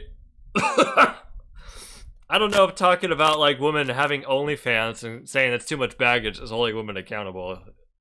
That's kind of weird. There's nobody that can hold so many women today accountable. You see, here at the Roommates, accountability is something that... Okay, here's another way to say it. Hi, you. Hello, womans, females. Yeah, okay, no, but really, if you want to have like a partner that's like good for you and healthy and helps you be the best person you are, you also need to work on yourself. No person is going to come into your life and make your life better. You yourself need to do that for yourself. If you want someone who can help you grow and help you be better, you need to show to these potential people that you yourself are capable of that. There, okay, how's that? How's that for holding people accountable? There we go. Damn. That we all do. No questions asked. We hold every single man accountable for the BS, the nonsense that he is either... Yeah. See, that's how you know what I said is what is it also applies to men. I guess what he's saying also kind of applies to men too. So we're not too different. Done or doing in his life. We don't allow men to make excuses. We say no excuses. We don't complain over here. We make a change over here. Straight up. But that is why he has Jordan Peterson in the banner image. What I see is that so many women, you can't hold them accountable, and they don't want to make a change. I don't know how much of that is true. I think it's possible that might just be a you thing, but I don't know. They don't want to put in the work, and it breaks my heart. Where are the women who are putting in the work, who are in shape? I feel like there are plenty of women who are. Okay. That, to be fair, that could be like a my personal circles thing. Feminine. Who don't have Hold all on. this Hold shape. on. Sorry, are hear the that women again. who are putting in the work, who are in shape, who are feminine. Okay, that got weird. Where are the women who are not fat and are feminine? Yeah, that's weird. Like, listen. I have a better question to follow that up. Hafiz, I got a better question, Hafiz. You tried, but you're not asking the important question. Where are the women who will peg me? I've been looking for a while. I am still wanting. Who don't have all this baggage, who have positive examples and role models into their lives. Where you found this guy's channel 4 days ago, and damn, he's underrated, overrated. Is that me? I guess you're not Korean avocado if you just found me 4 days ago. Well, Technocat, thanks for hanging out. See ya. Are these women that my guys want to know? I'm serious, ladies. I want you guys to be happy. I'm serious, ladies. I want you to be happy too. Where are the girls who will peg me? I want you guys to thrive too, because listen, the men ain't marrying each other. They want wives. They want women, but the product today. I'm sorry, say that again. I want you guys to thrive too, because I zoned out there. Men ain't marrying each other. They men want you guys to thrive too, because listen, the men ain't marrying each other. The men ain't marrying each other. See, now this is a problem. Maybe we should try it. Have we? No, for real now. Maybe. Now hear me out. Maybe that might solve some of these problems. What if we started? What if we started platonically gay marrying each other? I think I'm onto something here. I really do. Why not? You know, pretty much every problem that Hafiz here laid out could be solved. For example, I wrote them down. So, number 1 are single mothers. If you're marrying another man, you are not, in fact, marrying a single mother. Brilliant, foolproof. You can't beat that logic. Number 2, overweight. Well, men are overweight too. So I'm sorry, maybe this doesn't solve that. No examples of what to be a good wife. Well, that's right. Okay. But see, this is perfect actually, because by marrying another man, you can provide that man with an example of what it is to be a good husband. Therefore, he also has a good example of what it is to be a good husband. See, you feed off of each other. That's brilliant. That's perfect. Okay, number 3, too masculine. Maybe the problem is you're looking in the wrong places. Maybe you need to realign your priorities. What it really is you're looking at women and you have an idea in your head of what they should be, and they're not that. So, but maybe what it really is maybe all that maybe in this masculinity gap, you know, maybe all that femininity that you're looking for went to the men. Maybe that's where it is. Maybe the lack of femboys. Exactly. That's perfect. And baggage? Well, I don't know. Carry, perfect. You get a man and your man can carry your baggage for you. Perfect. Okay, we're ending this bit. They want wives, they want women, but the product today, men can't marry this. So ladies, please get curious about men, put in the work, and become better, not just for men, but for yourselves. I liked my outcome better My conclusion, my prescription was much easier to swallow. Much nicer. Is there anything else? Nope. Well, okay, thank you, Hafiz. That was the roommates. Yeah, that kind of like trailed off in the middle and the end there. I don't know. There were some parts that I didn't disagree with, but it seemed like it was in service of some weird beliefs. All right, well, that's that. We'll stop recording. Wow, 1 hour and 20 minutes on that one video, huh? That's... Well, that's something, all right.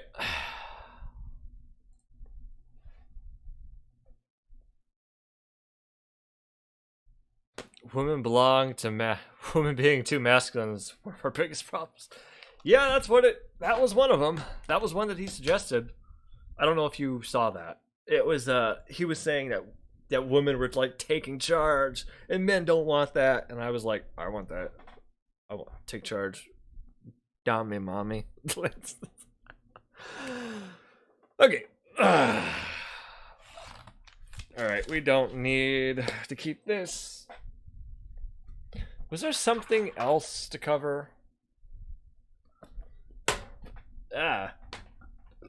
Did we want to do another PragerU video? I've done 2 that I have not edited. Or at least that I've done recently that I've not edited. Some of the old ones I looked at. Some of the old ones I didn't edit, I looked at and I was like, I don't really want to do this. The 2 I have, one was about Jordan Peterson's video, and one was Neil Armstrong. It was really boring. The Neil Armstrong one sucked. I don't want to do that. I don't want to edit. Wait, no. There was another thing I wanted to do. Yes, please. You may have to wait, Big PP. Hold on. If we have time and we feel up for it, we might do it today. You know what I haven't done in a while, though? Freedom Tunes. Hold on.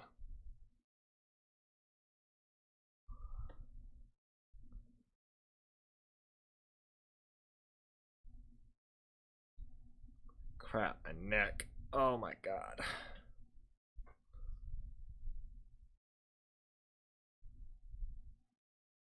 Oh wow. It's amazing how much he posts. He posts quite a lot. I think he posts, does he post more than I do? Yeah, probably. Oh, that's unacceptable. Oh, unacceptable behavior. Because he posts more than me. So what we'll do here. Okay. All right. There's a few that pop up here. Well, you know what we haven't done in a while? Say hi to YouTube, everyone. You know what we haven't done in a while? Freedom Tunes. Hey, Freedom Tunes. More like Freedom Tunes. You got him. All right. No, but really. Oh, man. What have we got? There are a bunch of things on here. Some of these just look really stupid. The Legend of Kyle Rittenhouse. I'm gonna be honest, I don't want to watch that. Kinsey, the man who perverted sex ed. What?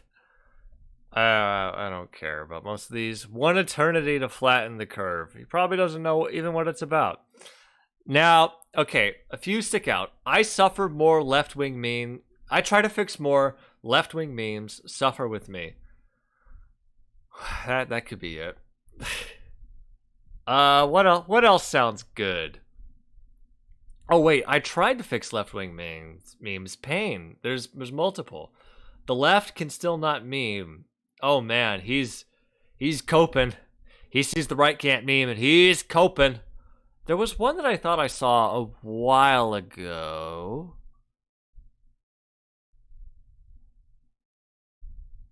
Tucker Carlson versus the military. Oh, if COVID was an STD. That's the one I was thinking of. Alright, well, let's take a quick look. Don't hurt yourself now. It might be too late for that. Alright, Twitch, please do not ban me because I'm about to engage in self-harm. Alright, if COVID was an STD is only like a minute long, so this may not even be worth a segment. Ha! He got a healthcare.gov ad on his video. Eat it, Freedom Tunes. Freedom Tunes, you say to be... Wait, Freedom Tunes, you claim to be a libertarian, and yet taxpayers are paying ads for your videos. Alright, whatever. Let's go. So everyone has curfew. Most of you have lost your jobs. You can't eat indoors or go to school. And 130 million more people in the third world are at risk of starvation. Sounds fair to me. If it saves just one life, that's a good idea. Trust the science. Oh, so he's got a... Oh man, this is already just stupid. I love it when they do. I'm guilty of this sometimes, but... Sounds fair to me. If it saves just one life, yeah, portraying your opponents as, like, mentally disabled. Very, very big brain behavior. I do the funny voices, but that's a good idea. Trust the science. Oh. Okay, what else? And we just discovered that the virus has mutated into an STD. So until the lockdown ends, no more having sex with strangers. These lockdowns are taking forever. No. Like I said. The government invented this disease to strip us of our rights. I was hoping for like an actual argument there, but Christ. Every time I do a video on Freedom Tunes, I get comments that are like, you know he's just satire. And it's like, well, if it's satire, where's the joke? He doesn't have it. There is none. If it's look, I'm sorry. This is just people making. This is just people. If it saves just one life, it's just caricaturers that he portrays as mentally ill, stupid people, and then them making noises. We're taking forever. No. Satire is supposed to have a joke and provide commentary. This is just people spazzing out. See, Bernie, wow, woo. This is also stupid because COVID-19 can be transmitted through sex. But yeah, but when you have sex with someone, guess what? You know, COVID-19 is transmitted through your mouth, through your nose, through the droplets. Guess what? When you're having sex with someone, the droplets come out. Yeah. Have you never kissed someone before? Freedom Tunes? Have you not? Have you never gone down on someone? Has no one ever gone down? And do you not know how this works? The government invented this disease to strip us of our rights. Government invented this disease to strip us of our rights. Almost sounds like he's talking about what they did with AIDS and HIV, and when Reagan was, and them were just like, yeah, we don't care. But that's a very different thing than what's going on here. Yeah, I know. Too much nuance. He doesn't know. Huh. So sad.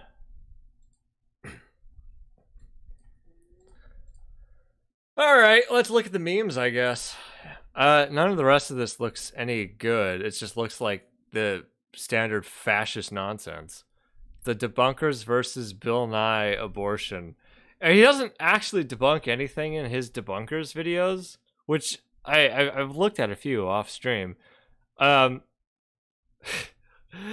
He doesn't debunk anything. He just like sits. He just has these like obnoxious characters sit there and speak in an annoying fucking voice and randomly interject things, which some people say I do, but then it's like I actually like pull up data when it's relevant. I pull up sources. That's not Freedom Tunes doesn't do that. We'll look at this. I guess we'll look at this. Bill Nye, fine. Most of the rest of this just looks stupid and not worth our time. All right. Hey, Seamus. Well, I'm so glad you asked. We're gonna be looking at some left-wing memes, and because I'm a perfectionist, we're gonna be fixing them. But Seamus, how can you be sure what those left-wingers were really trying to communicate? Well, I've got my guidebook right here. All right. Well, understanding children's emotions. Wow. Also, like, your timing of that was... Well, I've got my guidebook right here. Not... All right, so already... Not very funny. I'm a weirdo because I'm autistic. Everyone else... You're not weird because you're autistic. You're weird because you're a billionaire daddy's boy LARPing as an inventor and entrepreneur whose intergeneral wealth is based on slavery and apartheid. Leave the autistic community out of your cringe fest. Well, that's a lefty meme, all right. We are looking at probably the worst meme I've ever seen. That's the worst one? That's the worst one? Arguably, your channel's the worst. I am shocked that hashtag defund the police anarchist meme collective backup didn't hit us with an absolute banger. So you have Elon Musk. I'm a weirdo because I'm autistic. An original Elon Musk quote, I'm sure. And then we have everyone else over here saying, oh. Is Freedom Tunes capable of making jokes? Does his brain understand what a joke is? I don't believe so. I ask this all the time. All right, this should be a really easy fix. Yeah.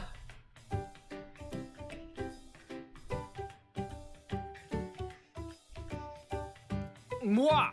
Again, look, portraying my opposition as mentally ill. Brilliant.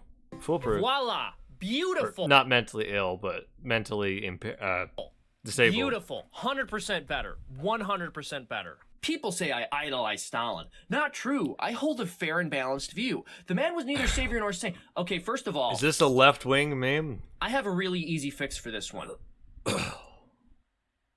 There we go.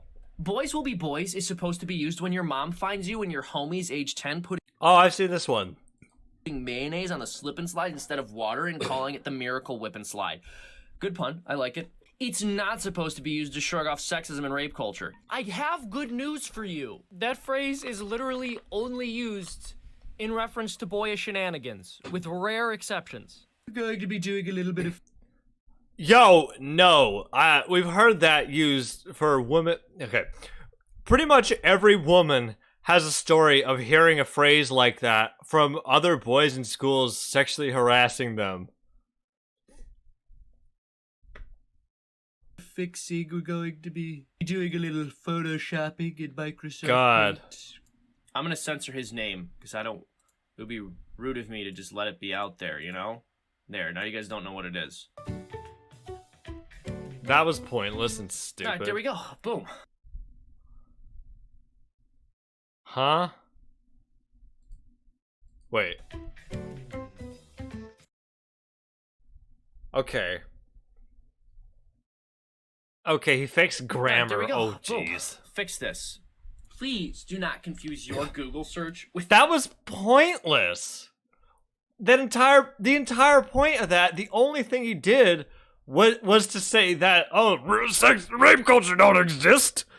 Oh my God. All right, let's look this up. Or rape culture don't exist, or because boys will be boys doesn't apply to that. Whatever. All right, if I Google boys will be boys, what comes up? I'm curious. Let's just see what comes up.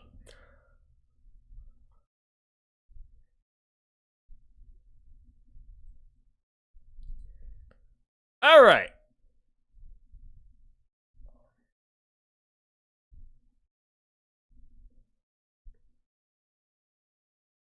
Oh, okay. Well, let's go with the Urban Dictionary. Let's see. There's some interesting takes here sometimes. The first thing is probably on his side, I'm going to bet. a phrase used to excuse the natural rowdy behavior of young boys like getting dirty, being hyperactive, and playing rough with other boys. However, it has been disgustingly appropriated by misandrous gender ideologues. Wait, ideologues? Yes.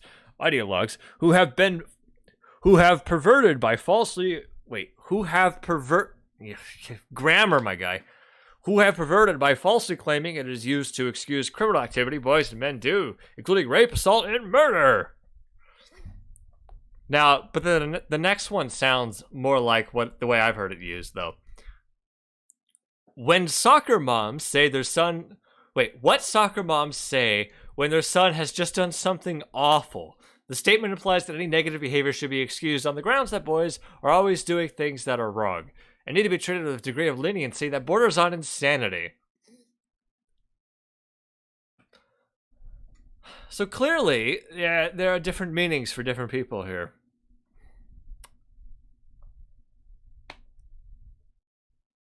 All right, let's move on. My medical degree. First of all, 90% of the people sharing this don't have... Sorry, what? I zoned out because you're not funny. Please do not confuse your Google search with my medical degree. Okay. With my medical degree. First of all, 90%... Oh, yeah, hold up. You know how many times my bra strap got pulled on in high school? We were taught that's just normal boy behavior. Yeah, that's the kind of thing I'm talking about. There was another thing. Oh, my God. There's another thing I remember people do. I found it fucking weird. They like, take, like... They roll up, like, a paper and try to flick it down a girl's shirt, like right down her cleavage. If you're not supposed to show cleavage in school, but like right down the front of a girl's shirt. That was a really common thing I saw people do. I always found that fucking weird and I never did it. But that was a thing people did. Ay. People sharing this don't have medical degrees, so... Sorry, what now? Medical degree? First of all, 90% of the people sharing this don't have medical degrees, so here's how we fix this one. Not funny. What they mean is don't confuse your Google search with my CNN watching. Wow, fucking got him. Jeez, you're not... I'm sorry, it's so doomer-pilled that people like this get, 439,000 views on a video like this that's like not funny, not insightful.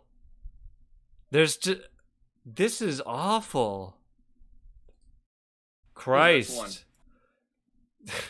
Maybe shit. If I pivot to being like a right-wing, like goddamn Nazi LARPing as a libertarian, does that make me? Can I get views like this?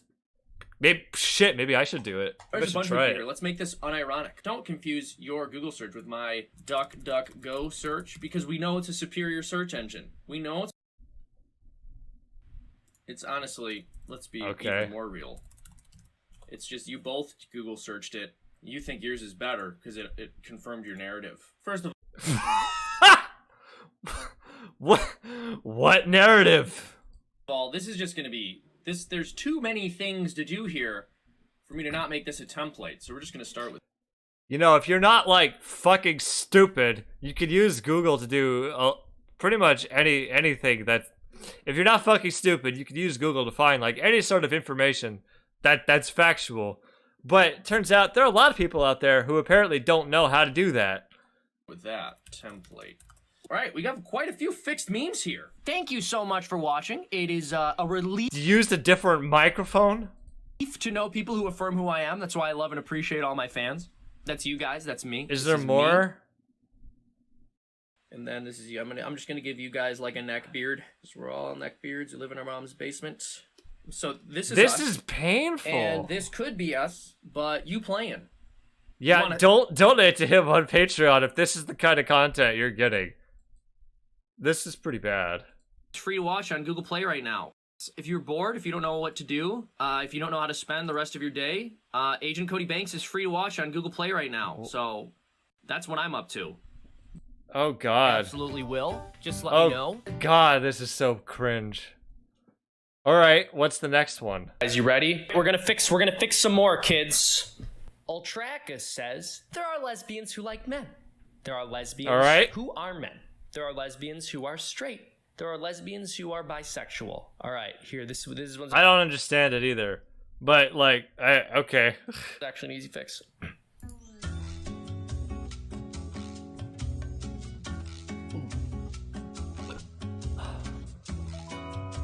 Okay. All right, we got a good fix. Wow, congrats That's on it? the baby. Okay. Not... God! Would you willingly bring a new life into this? Is it too much? Is it too much to ask for one joke, like with the structure, a setup and a punchline? They shall perish, and for that will be a mercy we'll all soon face. Okay. All right, so what a stunning admission that you have decided to remove yourself from the gene pool because you do not believe your progeny has what it takes to survive, or would have. That's fucking weird. That's a weird thing to say. Anyway, let's edit this meme.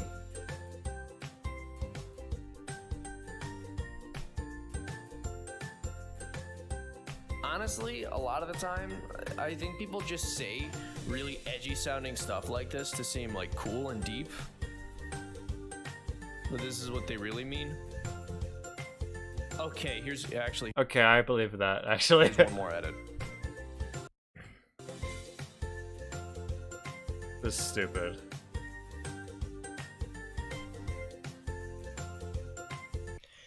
All right, send this to your friend if they have baby. So this is That was ridiculous. a damning critique of the Texas law. A critique so Oh, thorough yeah. that it takes into account things that aren't even in the bill. So how's that? Try that for size. All right, to be fair, this cartoon is from like 20 Oh my god. You have 700,000 subscribers. You need... What is wrong with your microphones? 16. But I cannot count how many lefties I've seen sharing this in response to the Texas law. So let's see how it lines up. And also, let's see how this cartoonist's predictions about anti-abortion laws shake out. Oh we my have the god. woman in jail. Even though the law does not allow you to press charges on the women who have the abortions. Now, some of you sexist pro-lifers are looking at the second cell confused. Wait, what? Wait a minute. He said... Oh, wait, no, he did say it was 2016. Okay. That makes sense. Isn't that a nurse? Why would she be in the doctor's cell? That was an Where is addendum. he at? That was an addendum he added. It took my brain a moment to process that. That's right. That's right. The Texas law, it forces the nurse to go to jail for the doctor while he gets to be out of jail. That is sexist as shit. Hold on.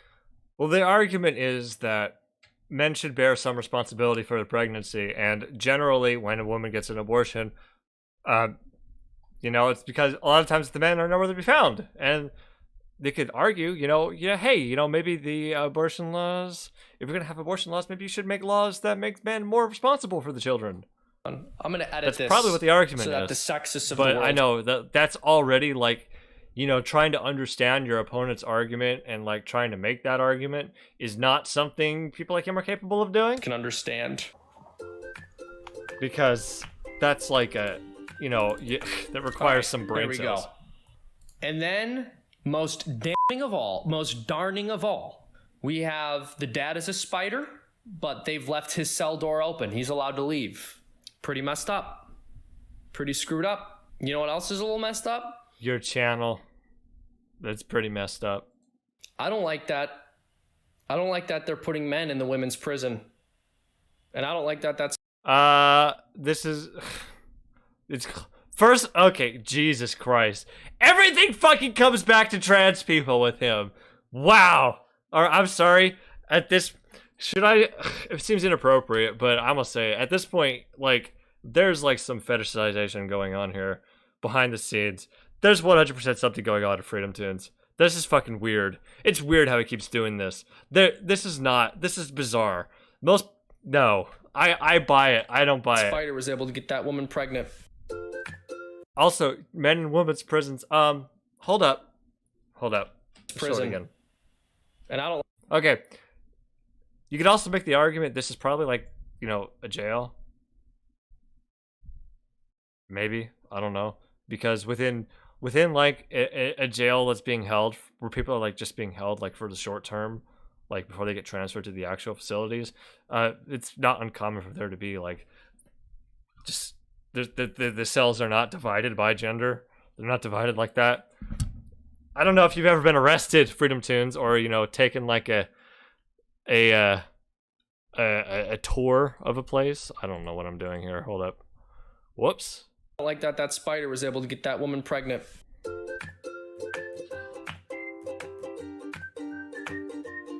Man, he's really... Okay, but in all seriousness, yeah. in all Yeah, libertarian, by the way, just hates LGBT people for no reason. seriousness, we're gonna fix this. We're gonna fix this. So I'm gonna blow your All mind. right, okay, you know what? I've had enough. You know what? We're gonna fix this. Watch this. Okay, are you ready? You're not ready for this. All right, ready? Okay, here we go. Paint. What's this? Freedom Tunes. Oh God. Okay. Where's my fucking toolbar? Shit. How did I fuck this up? Okay. I'm already more used to Photoshop, so I don't know what I'm doing. Okay.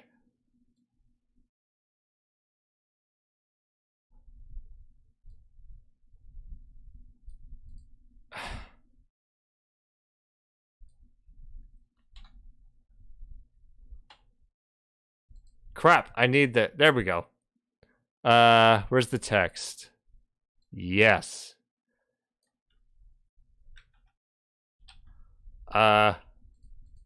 Free. Text needs to be white. No. Shit. You know what? Never mind. We're gonna do this in Photoshop. All right, let's carry on with this for now.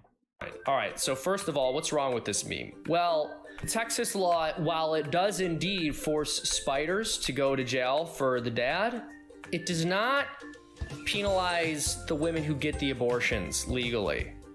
So, and I don't like the way I just said legally. I'm gonna re-record it. I said it like a Californian. Legally. That's a weird fucking thing to say. All right. All right, check this shit out. All right, we're gonna fix Freedom Tunes. Is what we're gonna do. All right. Oh goody. I have big plans for you, Freedom Tunes. Okay. Cut. Whoop. Scroll that over. Slide to the left.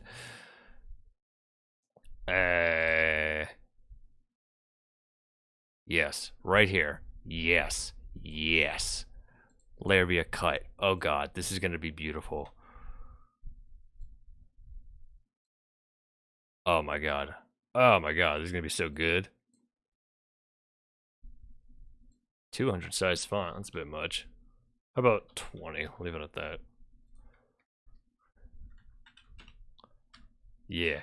Yeah. There we go. There we go. All right. This is gonna be so good. Check this shit out.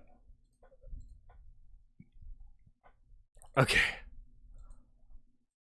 Let me get my... Yes. Let me get my paint bucket here. Oh. Ha!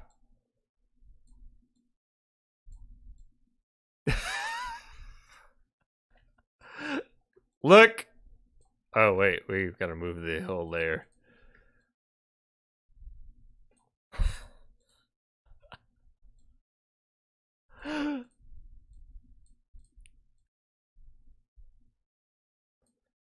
Fucking got him!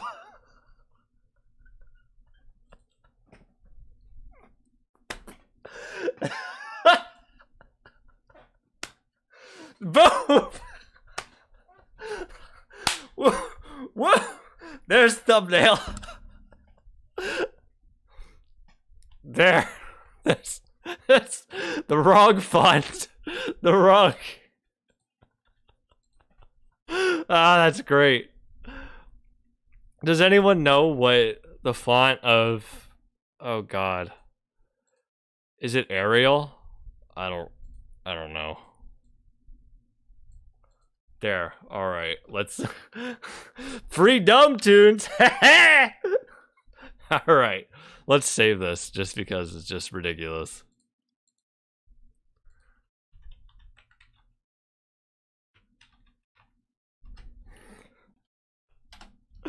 That's beautiful. That's beautiful. I love it. All right. Let's end this. No more.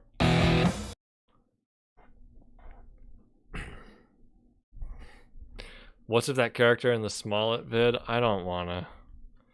It's only 20 seconds. Those racist white Nigerians may have beat me, put a noose around my neck, called me the N-word, but there's one thing they can never take from me. My Subway sandwich. This man is innocent. Not funny, didn't laugh. Check this out. These are bad. Let's just like look at like a quick thing here. I'm a brilliant intellectual. As am I. The two of us were sick and tired of dealing with troglodytes, so we moved into a bomb Cringe. shelter so we wouldn't catch the stupid. To stay sharp, we spent our days pursuing the pastime of true intellectuals, debunking YouTube videos. But when the world needed us most, we disappeared. Without uploading for over a year. We had caught the stupid Alright, we skip forward. YouTube videos. 1 minute and 25 seconds in, we don't get to the content. Jesus Christ. Free dumb tune sure use a lot of words to say. I don't get laid. True. What are you up to? I'm looking for my book. Your book? Yeah, and we'll debunk it Oh my along the way. God. 2 minutes in, they finally get to the video.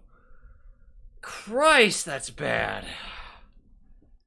You need to get to it within the first minute. Ideally, the first 30 seconds. Our time is limited. Many, many, many, many more hundreds of eggs are fertilized than become humans. Why, yes, Now watch that's this. true. Millions of giraffe and fish and bird eggs are fertilized, and none of those become human. But when a human sperm fertilizes a human egg, well, you don't exactly end up with a pterodactyl, now do you? That's Freedom Tune's idea of what debunking is. Yeah, no, I'm serious. That's what it is. The whole video is like this. Everything he has that he titles the debunkers is just dumb shit like that. Also, this is like a 6-year-old video from Bill Nye. Eggs get fertilized, and by that I mean sperm get accepted by ova. Thank you for that. A lot. But that's not all you need. You have to attach to the uterine wall. Oh, I see. So once they attach to the uterine wall, they're human, right, Bill? And you're against killing them after that? Or do you have no clear stance on when the line is drawn? Inside of a womb, a woman's womb. A woman's womb? Why would you assume it's a woman's womb? Cut him some slack. It was a different time. 2016. But if you're going to hold... That's what he thinks debunking is? Yeah.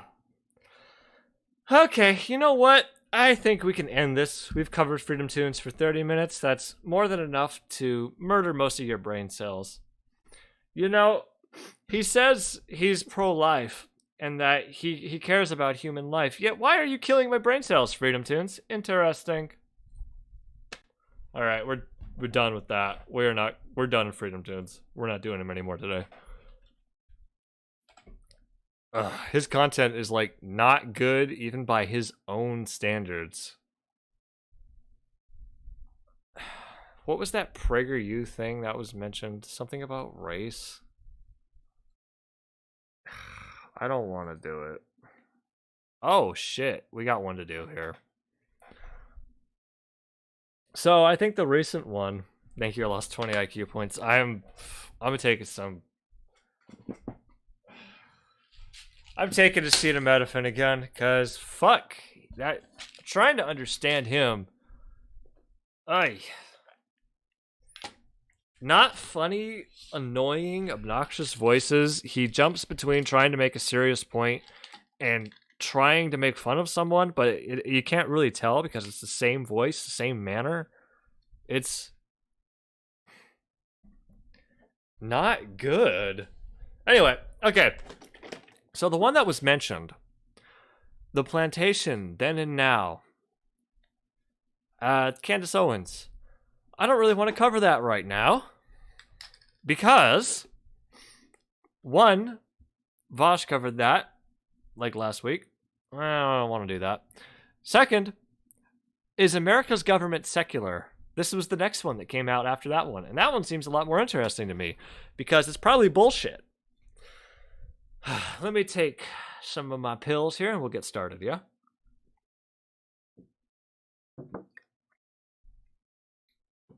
Oh my god. A new Leo and Layla just dropped. With Alexander Solzhenitsyn. Alexander Solzhenitsyn. Jesus Christ. That's exactly what the kids want to hear. Mommy, Daddy, I want to learn about Solzhenitsyn.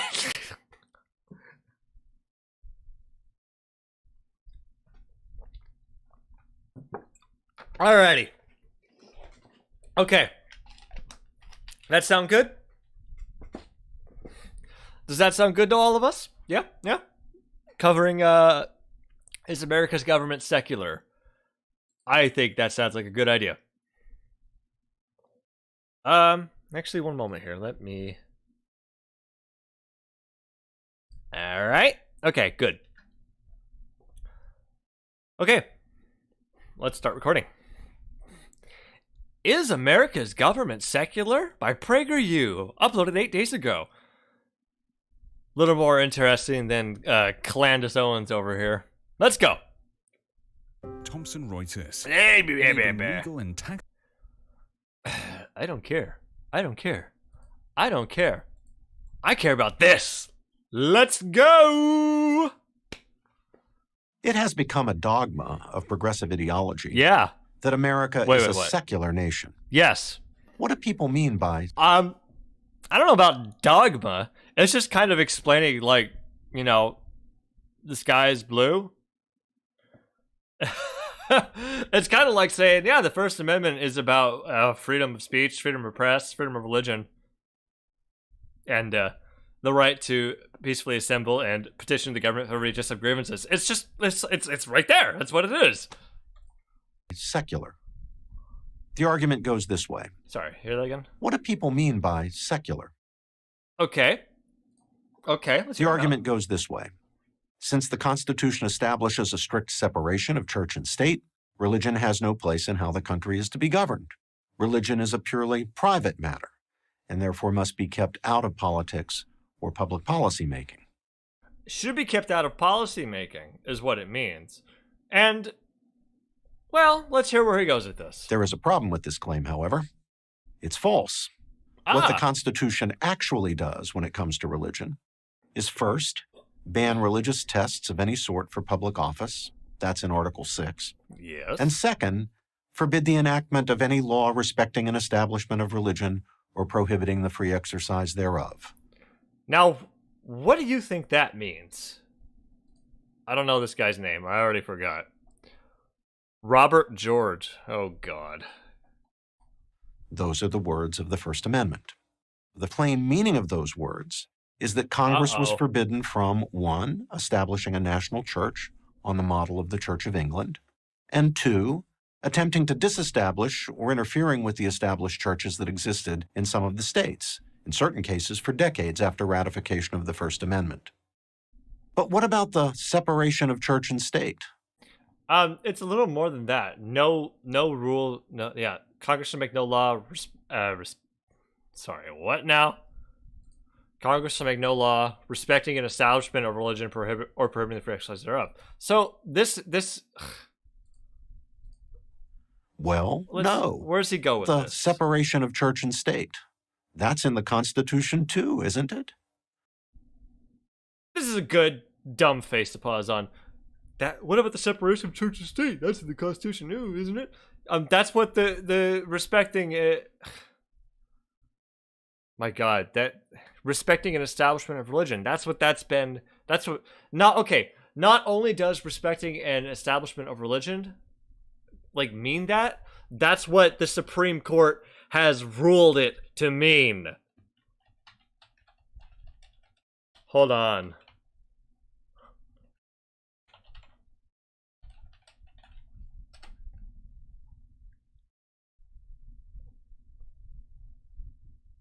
Yes. law.cornell.edu. Now close this. The First Amendment's The First Amendment's Establishment Clause prohibits the government from making any law respecting an establishment of religion. This clause not only forbids the government from establishing an official religion, but also prohibits government actions that unduly favor one religion over another. It also prohibits the government from unduly preferring religion over non-religion or non-religion over religion. Yes. Although some government action implicating religion is permissible and indeed unavoidable, it is not clear just how much the Establishment Clause tolerates. In the past, the Supreme Court has permitted religious invocations to open legislative session, public funds to be used for private religious school busing, I'm fine with that, and textbooks, university funds to be used to print and publish student religious groups' publications. Conversely, the court has ruled against some overtly religious displays at courthouses, state funding supplementing teacher salaries at religious schools, and some overly religious holiday decorations on public land. So bulk, it comes down to a case-by-case basis. If it means, it doesn't mean no religion at all whatsoever in any possible way. It just means that your religious institution, for whatever reason, is not supposed to be favored over one or another. A big thing here, the court has ruled against overtly religious displays at courthouses. One big thing in addition to that is it's been realized that if we start allowing certain religious displays at courthouses, we have to allow every potential religious display at a courthouse. And this is not what a courthouse exists for. A courthouse has a very specific courthouses have very specific tasks that are to be done there. They exist for a very specific purpose, and allowing just pretty much every single person to put their religious bullshit there kind of undermines the purpose of the courthouse. So they just say, nope, no religious displays at all. That's the easy way to get around it. There we go. Well, no.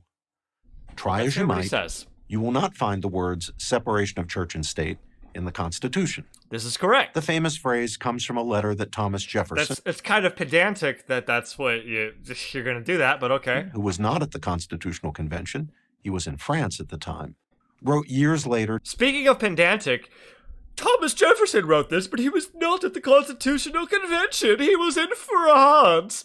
Yeah, who gives a shit? ...to a Baptist community in Danbury, Connecticut. Jefferson, in his characteristically eloquent way, was simply trying to capture the spirit of the First Amendment prohibiting the establishment of a national religion. The author of the Declaration... Okay, so you're admitting here that the term separation of church and state is within the spirit of the First Amendment. Well, then what's the point of the video? The Declaration of Independence was committed to an America where people were free to practice any faith or no faith as their consciences dictate. None of the Founding Fathers, including Jefferson, who was among the least religious of them, though not an atheist, ever entered... Why would you say that? ...entertained the idea that there was to be a separation of religion from public life or from politics. A little sleight of hand here. This is not the same thing. This is not the same thing as having a secular nation, a secular government. I see through you, Mr. George. The secularist claim that our Constitution consigns religion to the purely private sphere is contradicted by the words and actions of the greatest figures in American history.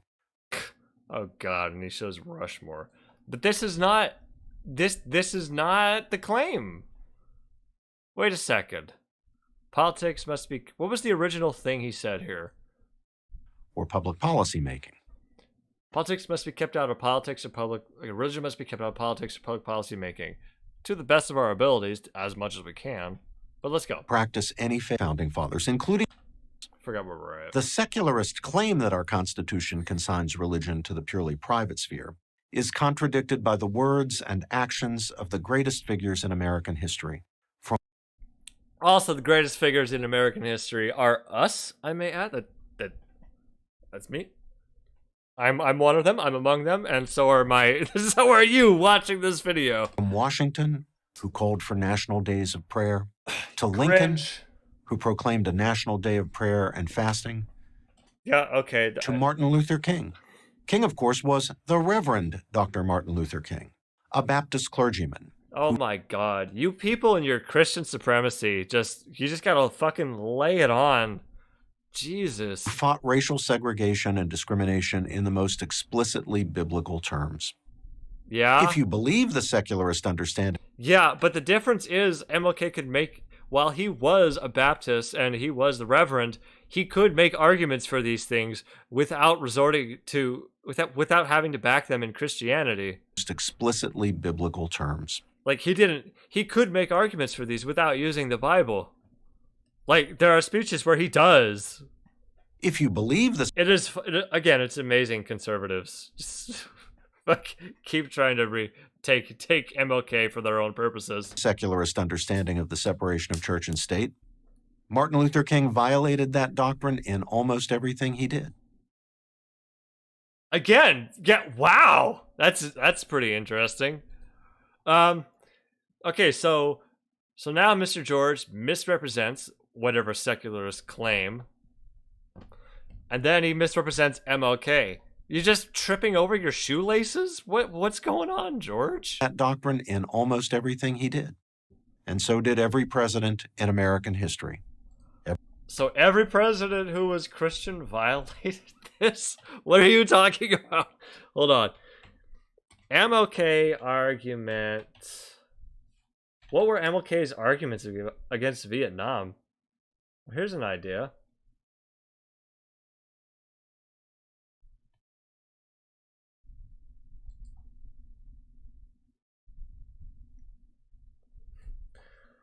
Jesus. War was more than devastating the hopes of the poor at home. We were taking the black young men who'd been crippled by our society, sending them 8,000 miles away to guarantee liberties in South Asia they had not found in South Georgia and East Harlem. Ain't no God here in Vietnam. That's not... What did he say? I already forgot because it was just stupid. Discrimination in the most explicitly biblical terms. Okay, hold on. If I Google MLK desegregation,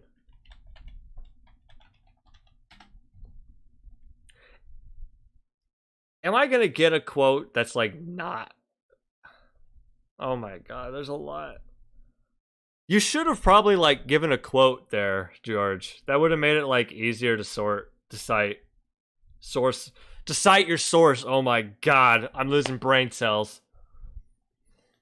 Well, this is a speech from MLK. Let me see here.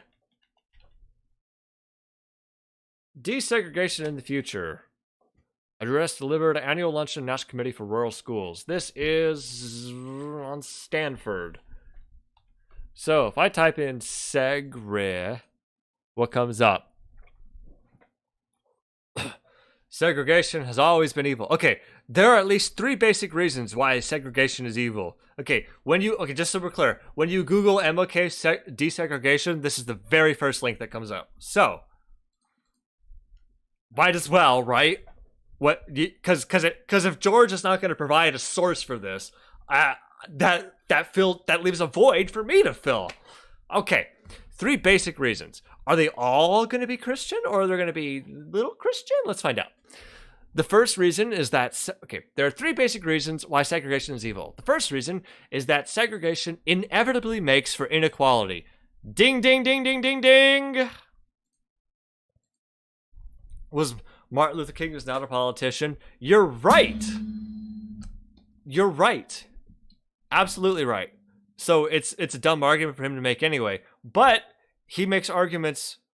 I know enough. I personally know enough about MLK to know he made plenty of arguments against these things, against segregation, against racism, without citing the Bible. I'm familiar enough with him to know that he makes those arguments. George, on the other hand, probably doesn't know that. Just thinks he was a reverend, so he says that. Okay. The first reason is that segregation inevitably makes for inequality. There was a time we attempted to live with segregation. There were those who felt we could live by a doctrine of separate but equal. And so back, blah, blah, blah, Plessy versus Ferguson, established doctrine of separate equal land. But we all know what happened as a result of that doctrine. There was always a strict enforcement of the separate without the slightest intention to abide by the equal. And so, as a result of the old Plessy doctrine, we ended up being plunged across the abyss of exploitation where we experienced the bleakness of nagging injustice. Yep! Okay, also, one more thing.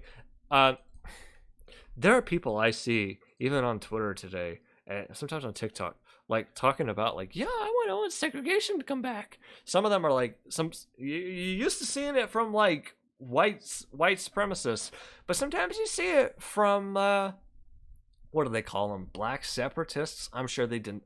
I'm sure a lot of them seem to deny being called that, but it's like you're just bringing it back. Like segregation inevitably makes for inequality. It's unavoidable. Why would you want that? Why would you want things to be worse?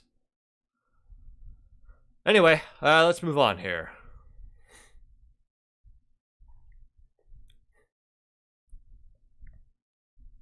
Okay, then he gives a thing talking about how he's on a flight. Okay.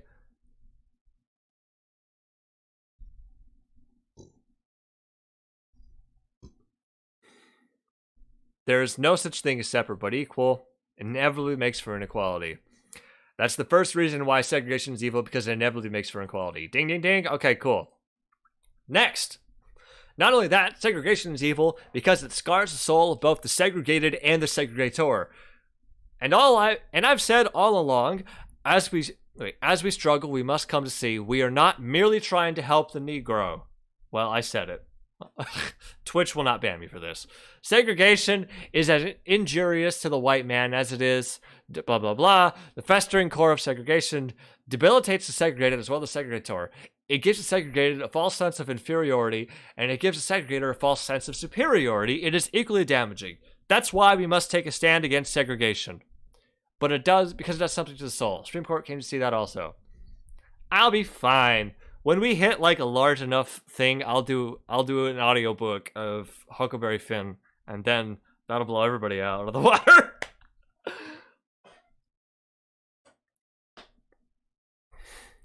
Clip me all you want.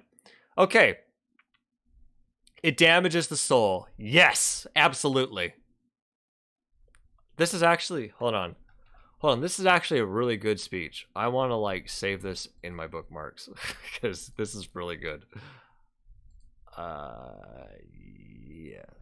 Okay, yes. Cool. Okay. Third reason why segregation is evil. That's because it ends up depersonalizing the segregated. That's the end results of segregation. The segregated becomes merely a thing to be used and not a person to be respected. He is merely a depersonalized cog in a vast economic machine. And this is why segregation is utterly evil and utterly unchristian. Oh, we got something here. It constitutes an I-it relationship for the I-thou relationship. It relegates the segregated to the status of a thing rather than elevated to the status of a person. And so segregation will always be evil because it ends up depersonalizing the segregated. So he says it's unchristian, but the rest of the argument here isn't about, it's not about biblical terms. Hey!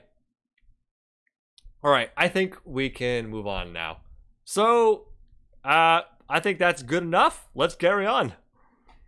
If you believe the secularist understanding of the separation of church and state, yeah, Martin Luther King violated that doctrine in almost everything he did. Was also not a politician, so it doesn't fucking matter.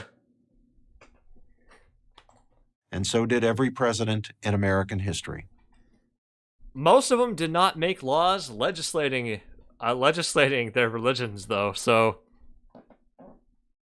Every single one invoked God in his inaugural address. That's not the same.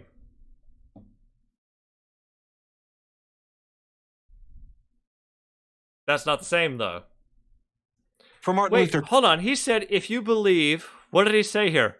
Man, this... Listen, okay, I'm not a Christian. I kind of hate how some Christian people debate, because they're, like, really slimy with it. In the most explicitly biblical terms. Listen to what he says here. That's a good face. Listen to what he says. He sets it up. If you believe the secularist understanding of the separation of church and state, Martin Luther King violated that doctrine. If you believe the secularist understanding of the separation of church and state, so did every American. Martin Luther King violated it, so did every American. He doesn't do a great job saying what that was, though. Constitution consigns religion to the purely private sphere. That's all he has to present it as, which is not the secularist interpretation. See, like I said, that's pretty fucking slimy. That's not the secularist interpretation. You can talk about God in your speeches. It's fine. You can pray. You can talk about having a day of prayer. What I don't like is trying to force people to go to church. I object to that. Now, hold on a second, because this is a thing that does happen. There was one here. Here we go. This is in my state. This was several years ago. Message, the stream is offline. What?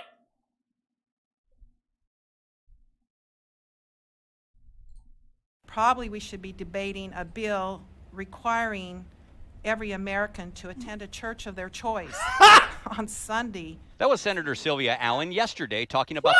Woo! This is one of Arizona state senator.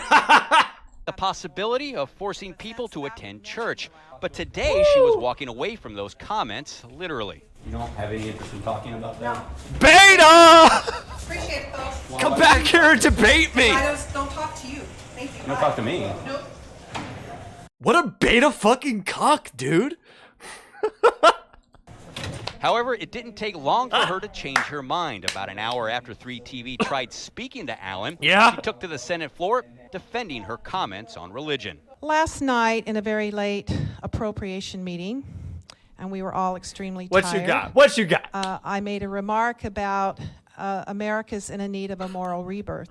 Allen then said she couldn't understand why her remarks would be controversial. To try to bring back this moral because it fucking violates the Bill of Rights that you swore an oath to uphold and protect, you maniac. To our country, to turn our hearts back to good things.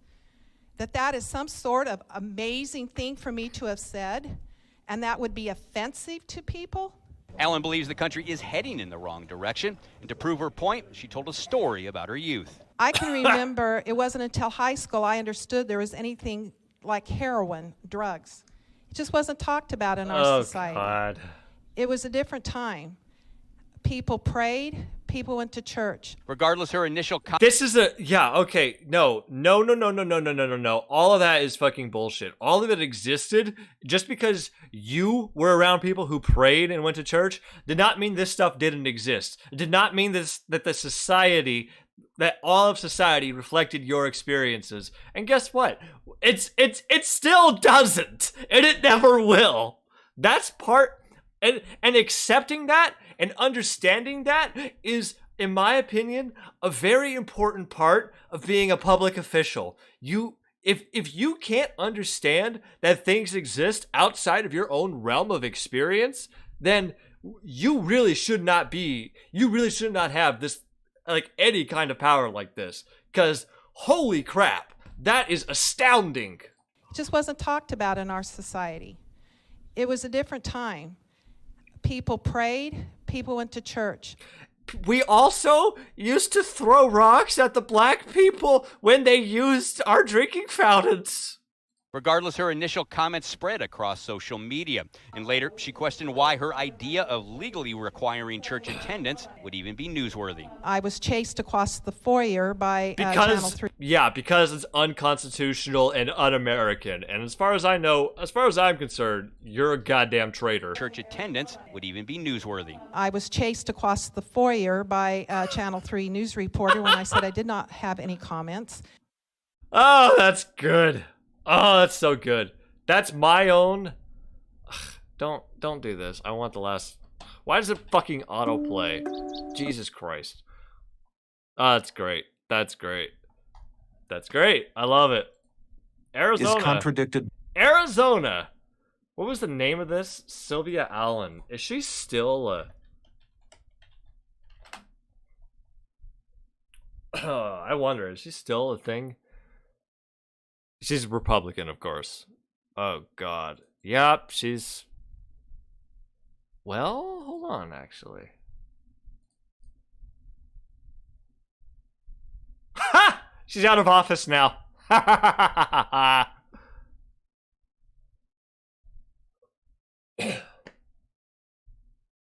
Yep. Ran for re-election to Arizona State Senate, represent District 6. She lost the Republican primary. Oh, beautiful. Wendy Rogers was her successor? Oh, wait, she's fucking crazy. Yeah. Ugh. Anyway, that's funny that she lost, though. She fucking lost. Oh, she lost the primary pretty bad, too. Wow. 40 to 59. Wow. That's amazing. All right, let's move on. By the words and actions of the greatest figures in American history. From Washington, who called for national days of prayer. Yeah, hold on, we've been through this. Explicitly We've been through this. That Oh, every here we go. was not only invoked God in his inaugural address. For Martin Luther King, as for so many other Americans, racial injustice was not only a violation of the Golden Rule, but first and foremost, a violation of the teaching of the book of Genesis that every human being is made in the image and likeness of God. But like I said, he already... Bring up MLK again. Like I said, MLK was able to make arguments against these things without citing the Bible. Which, yeah, you should be able to do if you want to, like, implement policy. There are in the world truly secularist regimes. France, with its system of laïcité, religion must be exercised only in the... France is actually pretty strict about it. Private, not the public sphere, is one. So, of course, are the communist regimes of China, Cuba, and North Korea. Nope! Nope! We don't consider North Korea one of these because it's, like, got its own thing. China, Cuba, these are not considered secularist regimes, or secularist nations. These are considered atheist states, which is actually a fundamental difference. Because there's a difference between a secular state and an atheist state. Secular state means, like, we're not going to make any rules respecting religion, and an atheist state is like, we are all atheists. Religion is not to be tolerated, which China has been, and Cuba I'm not super familiar with. Soviet Union was, and North Korea is like a quasi weird cult thing going on. So. Such regime. North Korea is a very unique nation. Secularism is the official public philosophy. Yeah, nope. Wow, dude. Who are you? This is like an embarrassing level of... Who is this? Robert George? That's actually a pretty embarrassing argument to make. Like, I would expect that from a high schooler who doesn't know any better. American legal scholar, public intellectual, serves at Princeton. That's really bad, though. Like, he's an Ivy League professor and he makes a mistake like that?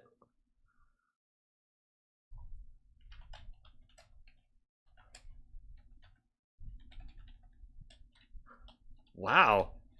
That's actually really, really weird. Here we go. Yeah, here we go. State atheism. There's a whole Wikipedia page on this. Like, okay. State atheism is the incorporation of positive atheism or non-theism into political regimes. It may also refer to large-scale secularization attempts by governments. Yeah. It is a form of religion-state relationship that is usually ideologically linked to irreligion and the promotion of irreligion to some extent. So yeah, so there's generally like three categories for the relationship between governments and religion, or religion-state relationships. It's a secular state, that's the United States. Everyone can believe what they want, and the government doesn't make any rules about it. Okay. Atheist state is when it's like we're all atheists, or not all atheists, but it like, yeah, the description here pretty much. And then there's a theocracy, which is like Saudi Arabia, where Islam, for example, is the most common one. It's like this is the official state religion, and some of these states that have a state theocracy with an official state religion also have bills of rights and constitutions that guarantee freedom of religion for people who live in the country. Yeah, Pakistan is an example of that. You may not have known that. And countries like that, anyone can believe it, but within the official within the official government, Islam is the official state religion, and you'll often see Islamic stuff going on within the government halls and whatnot. But in the countries like Pakistan, for example, generally speaking, you know, the government of Pakistan is not going to come to your house and, if you're a Christian, and like burn it down. That's not to say other people, you know, will treat you nicely in these countries, but generally, no, the state is not going to do that. Complicated, but yes. Now we have here world map showing nations that formerly or currently practice state atheism. Most of them will be formerly. Yeah.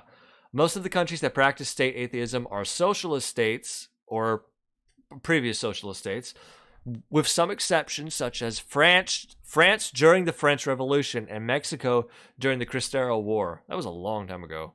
Yeah. Anyway, as we can see here. Yeah. China, Vietnam, Cuba, and North Korea, which North Korea is arguable, if we're being clear. As I've said before, like everyone's do we consider it that way? I say no, because it's essentially like the Kim Jong-un and his family are the religious figures, and all these pink are formerly atheist states. So as you can see, mostly Soviet sphere. So, anyway, yeah, and he went and called France one of them too. It's just like, fucking okay, whatever. And religion is, to the extent it is permitted at all, restricted to the private domain. But that is not an accurate description of the United States. No, it's not. At all. Because those were atheist states and not secular states. Why would you not make, oh my god.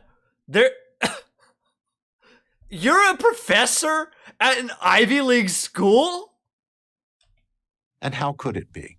Although we separate the institutions of religion from those of government, we do that not to make religion subservient to the state, but rather to protect it from the state. We are, after all... No, it goes both ways. No. You mentioned it earlier in the video of the Church of England. It's not to... protect it from the state. It is not just to protect the religious institutions from the state. It is to protect the state from the religious institutions, because the Revolutionary War was a major part of this. The Church of England had like massive political power at the time. When we when we rebelled against England and the British Empire, part of that was, we don't want an institution like the Church of England dominating politics here. That is not what we as the United States, that's part of what we're fighting against. It's not a state over religion thing. It goes both ways. Also, the Catholic Church at the time was massively powerful. Although England was not really Catholic, that's the distinction still stands. We are, after all, a nation which, in its very founding document, acknowledges the Creator, God Himself. It doesn't. Oh, no. Wow. Again, slippery evangelical. Fuck me, dude. It says Creator in the document. This was specifically chosen. Yeah, by Thomas Jefferson. Yeah, not because he specifically chose this, because it's like, well, not everyone here and not everyone who I want to sign this document is a Christian. There are a lot of people I want to sign this document that will object if I write the Christian God to it, myself included. That Thomas, see, might help to know a little bit about these people, George. So he put Creator as a compromise, because some of them were Christians, but a lot of them were not. So he put Creator as a compromise. Who is our Creator? There's some debates. So to some of these people, it is a Christian God, yes. And to some of them, it's just a God, because they were deist. And to some of them, it's like, well, whatever we want it to be, really. As the source of justice owed to all human beings. Yeah, okay, no. We hold these truths to be self-evident, that all men are created equal. Self-evident. That's the underlined part. That's the operating principle, George. That they are endowed by their Creator with certain unalienable rights, and among these are life, liberty, and the pursuit of happiness. Far from being secular. There was a hell of a lot of debate that went on about what just the Declaration of Independence went through like several drafts because he wanted to make all these people sign it, and it's like, well, if we make it too Christian, a lot of these people won't sign it. If we make it not, if we have no reference to any of it, they won't sign. The other people won't sign it. So we gotta work it out somewhere. Hold on, how many drafts of Declaration of Independence? Wow, only 6 survived. But he wrote a lot. Written in June 1776, Thomas Jefferson's draft of the Declaration of Independence included 86 changes later made by John Adams. Woo! It was not finished on the first draft, yeah. And the one that's in the National Archives is not the draft that was approved. Yeah, okay, let's go.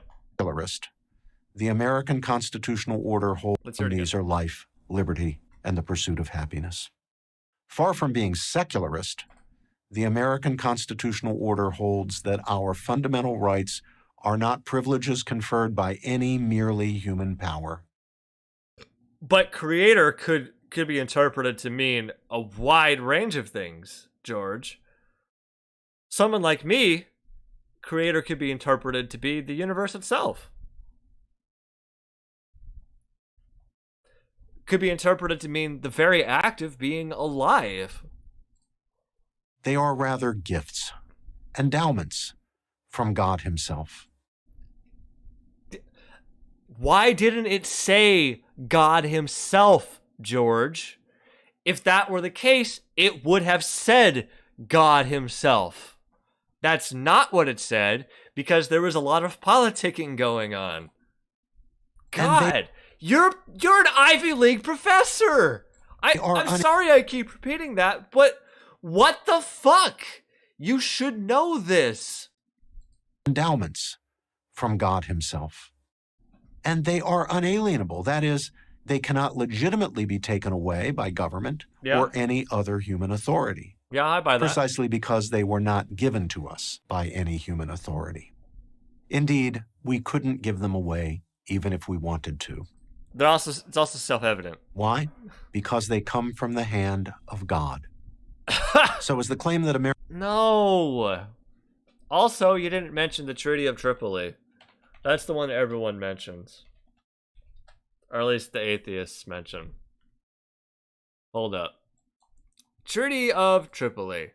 Now, the treaty is often cited in discussions regarding the role of religion in the United States government for a clause in Article 11 of the English language American version, which states that the government of the United States of America is not, in any sense, founded on the Christian religion.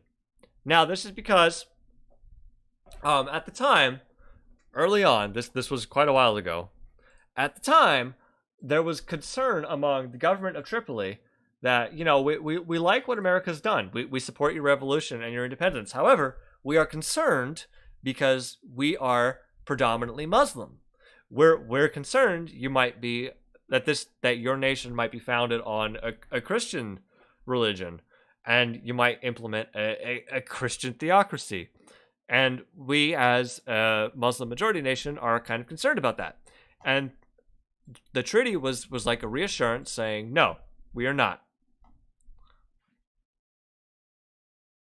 Now, there's more going on in it. Don't make no mistake. That was just the one. That's the one thing that people talk about all these years later, because the rest of it's kind of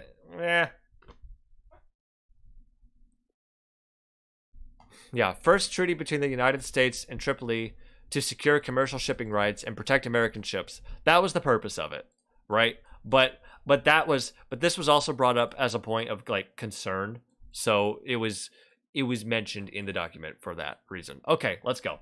America is a secular nation, true? The answer should now be clear. Hold on, let me hear that again. Check from Dennis must be pretty big. I hope they do. Tell that to the Japanese Americans in World War II.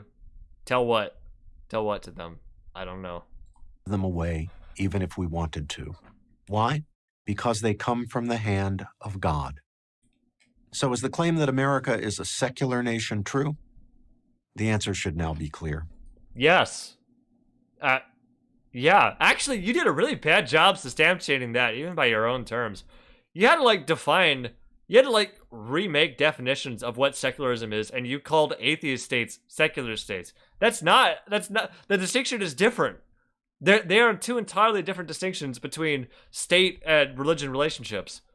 And then you had to redefine a secularist position about what the American government is, which I've never quite heard of anyone doing before. That's astounding. I'm Robert George, McCormick Professor of Jurisprudence and Director of the James Madison Program at Princeton University for Prager University. I hope all the students drop your class, and I hope they get refunds, because, wow, if you teach like this, if your class is like this PragerU video, like, they are not getting their money's worth. This video is made possible through our... All right, well, that's that. Okay, we're done with this segment. Who was asking for this? It was Big PP. I think was the name asking for PragerU. Yes. Okay, good. Well, you are welcome. Woo! That was fun. It's astounding, like how they find some of these weirdos. Does he say a goodbye? This video. He does say goodbye. Wait a minute. Oh my God. PragerU subscribers may be eligible for a $1,000 DBU scholarship. Learn more at prageru.com. I should apply for this. /DBU. Thank you for watching this video. To keep PragerU videos free, please consider making a tax-deductible donation. Yeah, right. Okay. Well, that's enough of that. Oh my God. Dallas Baptist University. Maybe not. Maybe not. As a comprehensive Christ-centered university, DBU's mission is to produce the next generation of servant leaders. I don't think I'm going to do this. Okay. Well, I lost brain cells. Yeah. That's pretty bad. That was pretty bad. All right. Whoa, wait. I moved my alert box. Let's fix that real quick. Okay, good stuff. Okay, I'm gonna go to the bathroom and we'll figure out what we're gonna do. We can turn some music on for you, I guess. What did we play last time? We played Smoked Kalbazi Polka. I think I've got more. Hold up. We could play Alpine Beer Hall. Perhaps.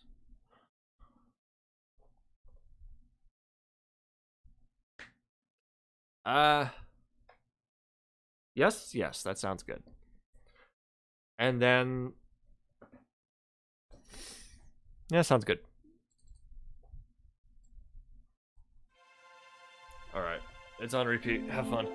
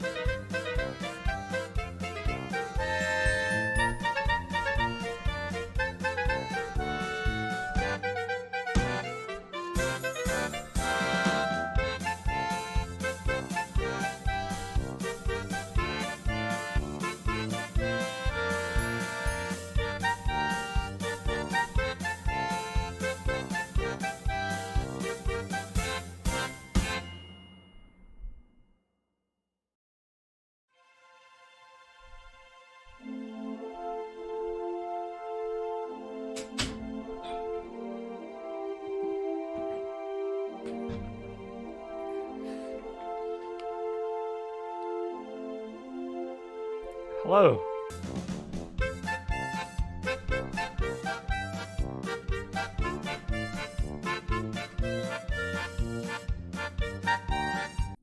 You can also hear... Wait, let's turn it back up. You can also hear this music within the Dave Rubin video. That's the third time. Okay, we'll stop. Okay. This is okay. The name of the song, Alpine Beer Hall, Bierhalle by Aaron Kenny. You can find it on the YouTube music library. Actually, if you don't know, YouTube has a music library, and it's like free public domain or Creative Commons music. So you're free to like use it in. You're free to use the music library, like in your music, in your videos. I mean, let's see if this works.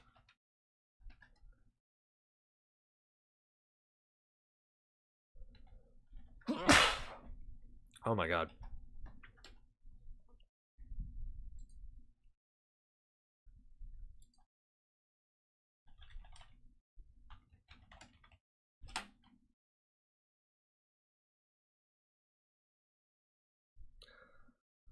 I think this is it. Yeah. Probably have to be logged in for it, but that's okay. Here we go. Here in the YouTube chat. I believe that does it. I believe that link does it. If any of you are interested and want it, there you go. A lot of the music there is free to use, free copyright. So like you can play it in your videos and you won't get copyright claimed. And a lot of times you don't even have to credit them. Of course, there are some that you do have to credit them. Those are marked with Creative Commons licenses. Here, let me show you guys. If you haven't, it's really useful. I've used it a lot. 1 second, let's close this. Okay. Yeah, see? It's I'll move that over here. We have let me just bump this to the side, I guess. So,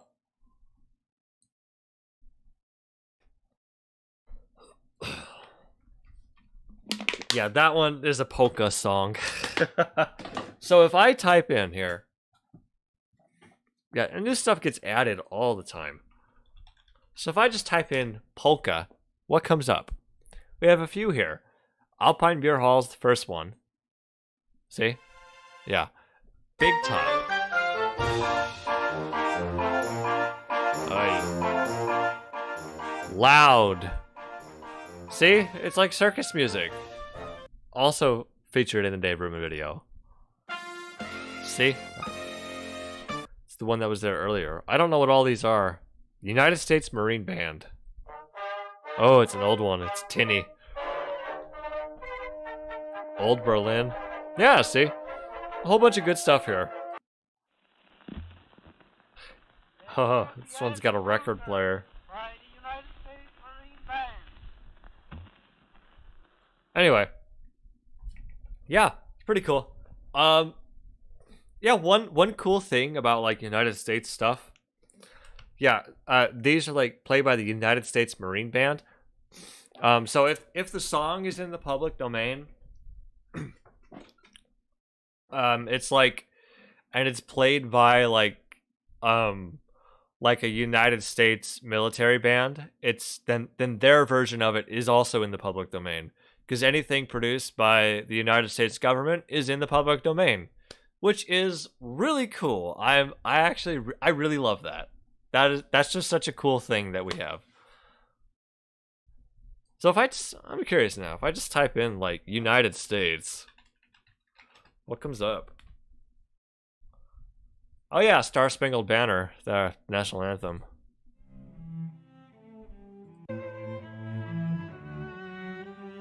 Yep.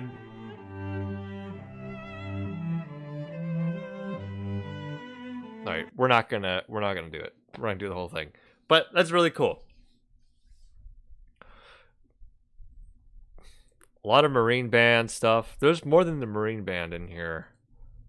Yeah, Naval Academy Band. There we go.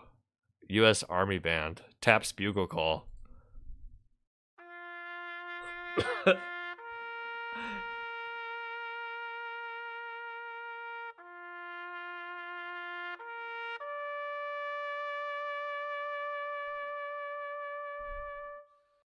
That's also the sound that means go to bed. So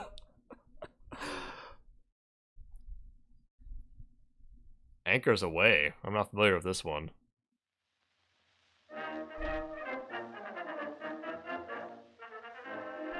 Yeah. Oh yeah, no, I'm familiar with this one.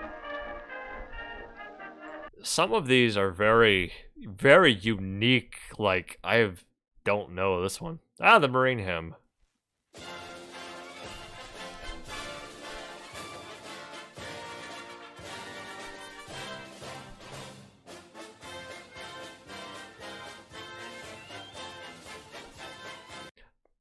A lot of these also have like words, but we don't care right now. It's just... Yeah, anyway, that's the obvious one. The We Lost music. Well, it's also sad, and it's like played in like funerals, but it used to it used to be mostly associated with the music they'd play when it's like after sundown and it's time for everybody to go to bed. Meanwhile, the wake up song is like get up. Yeah, you've probably seen that in movies. Anyway, no, the whole point of this was to talk about the audio library. Pretty cool. There's also a sound effects library, but it hasn't been updated in quite a while. See, yeah, June and July 2014. I don't know how I can. It would be cool if I could like add stuff to this, because I have quite a few sound effects I've made on my own. I don't know how. I don't know how to apply to upload anything to it. Yeah, I looked it up. I really couldn't find anything about it. Sad. Sad, so sad. Anyway, it could be one of these features that YouTube made and then like just kind of abandoned. Anyway. What else is there for me to cover? I don't know. I think that might be it. We could do... What time is it? How long have I been doing this? 3.5 hours? Do we want to keep going? Or do we want to, like, wind down? 4 p.m.? I feel like it's time to wind down.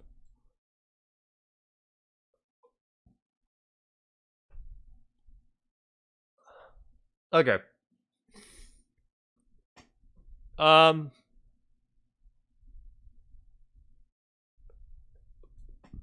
Yeah, okay. We'll wind down, and then I guess the next game we're going to play on stream is Disco Elysium, which I always keep saying and teasing, but we've never gotten to it. But I have not played other games on stream instead of that, so I haven't really like lied to you. It's not so bad. Yeah, or we could try Pathologic, I suppose. It's your stream, it's our stream, it is our stream. All right, well, we're gonna end the stream because we're gonna keep it like short, consistent, I guess.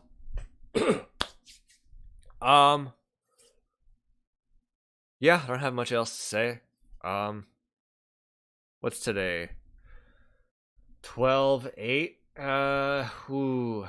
Might stream again on, oh geez, probably Sunday. Yeah, that might be the next time. Tuesday, Wednesday. Maybe Sunday. Maybe, depending on how work goes. But we'll see. All right. Thanks for hanging out, everyone. Please take care of yourselves. Like, comment, and subscribe.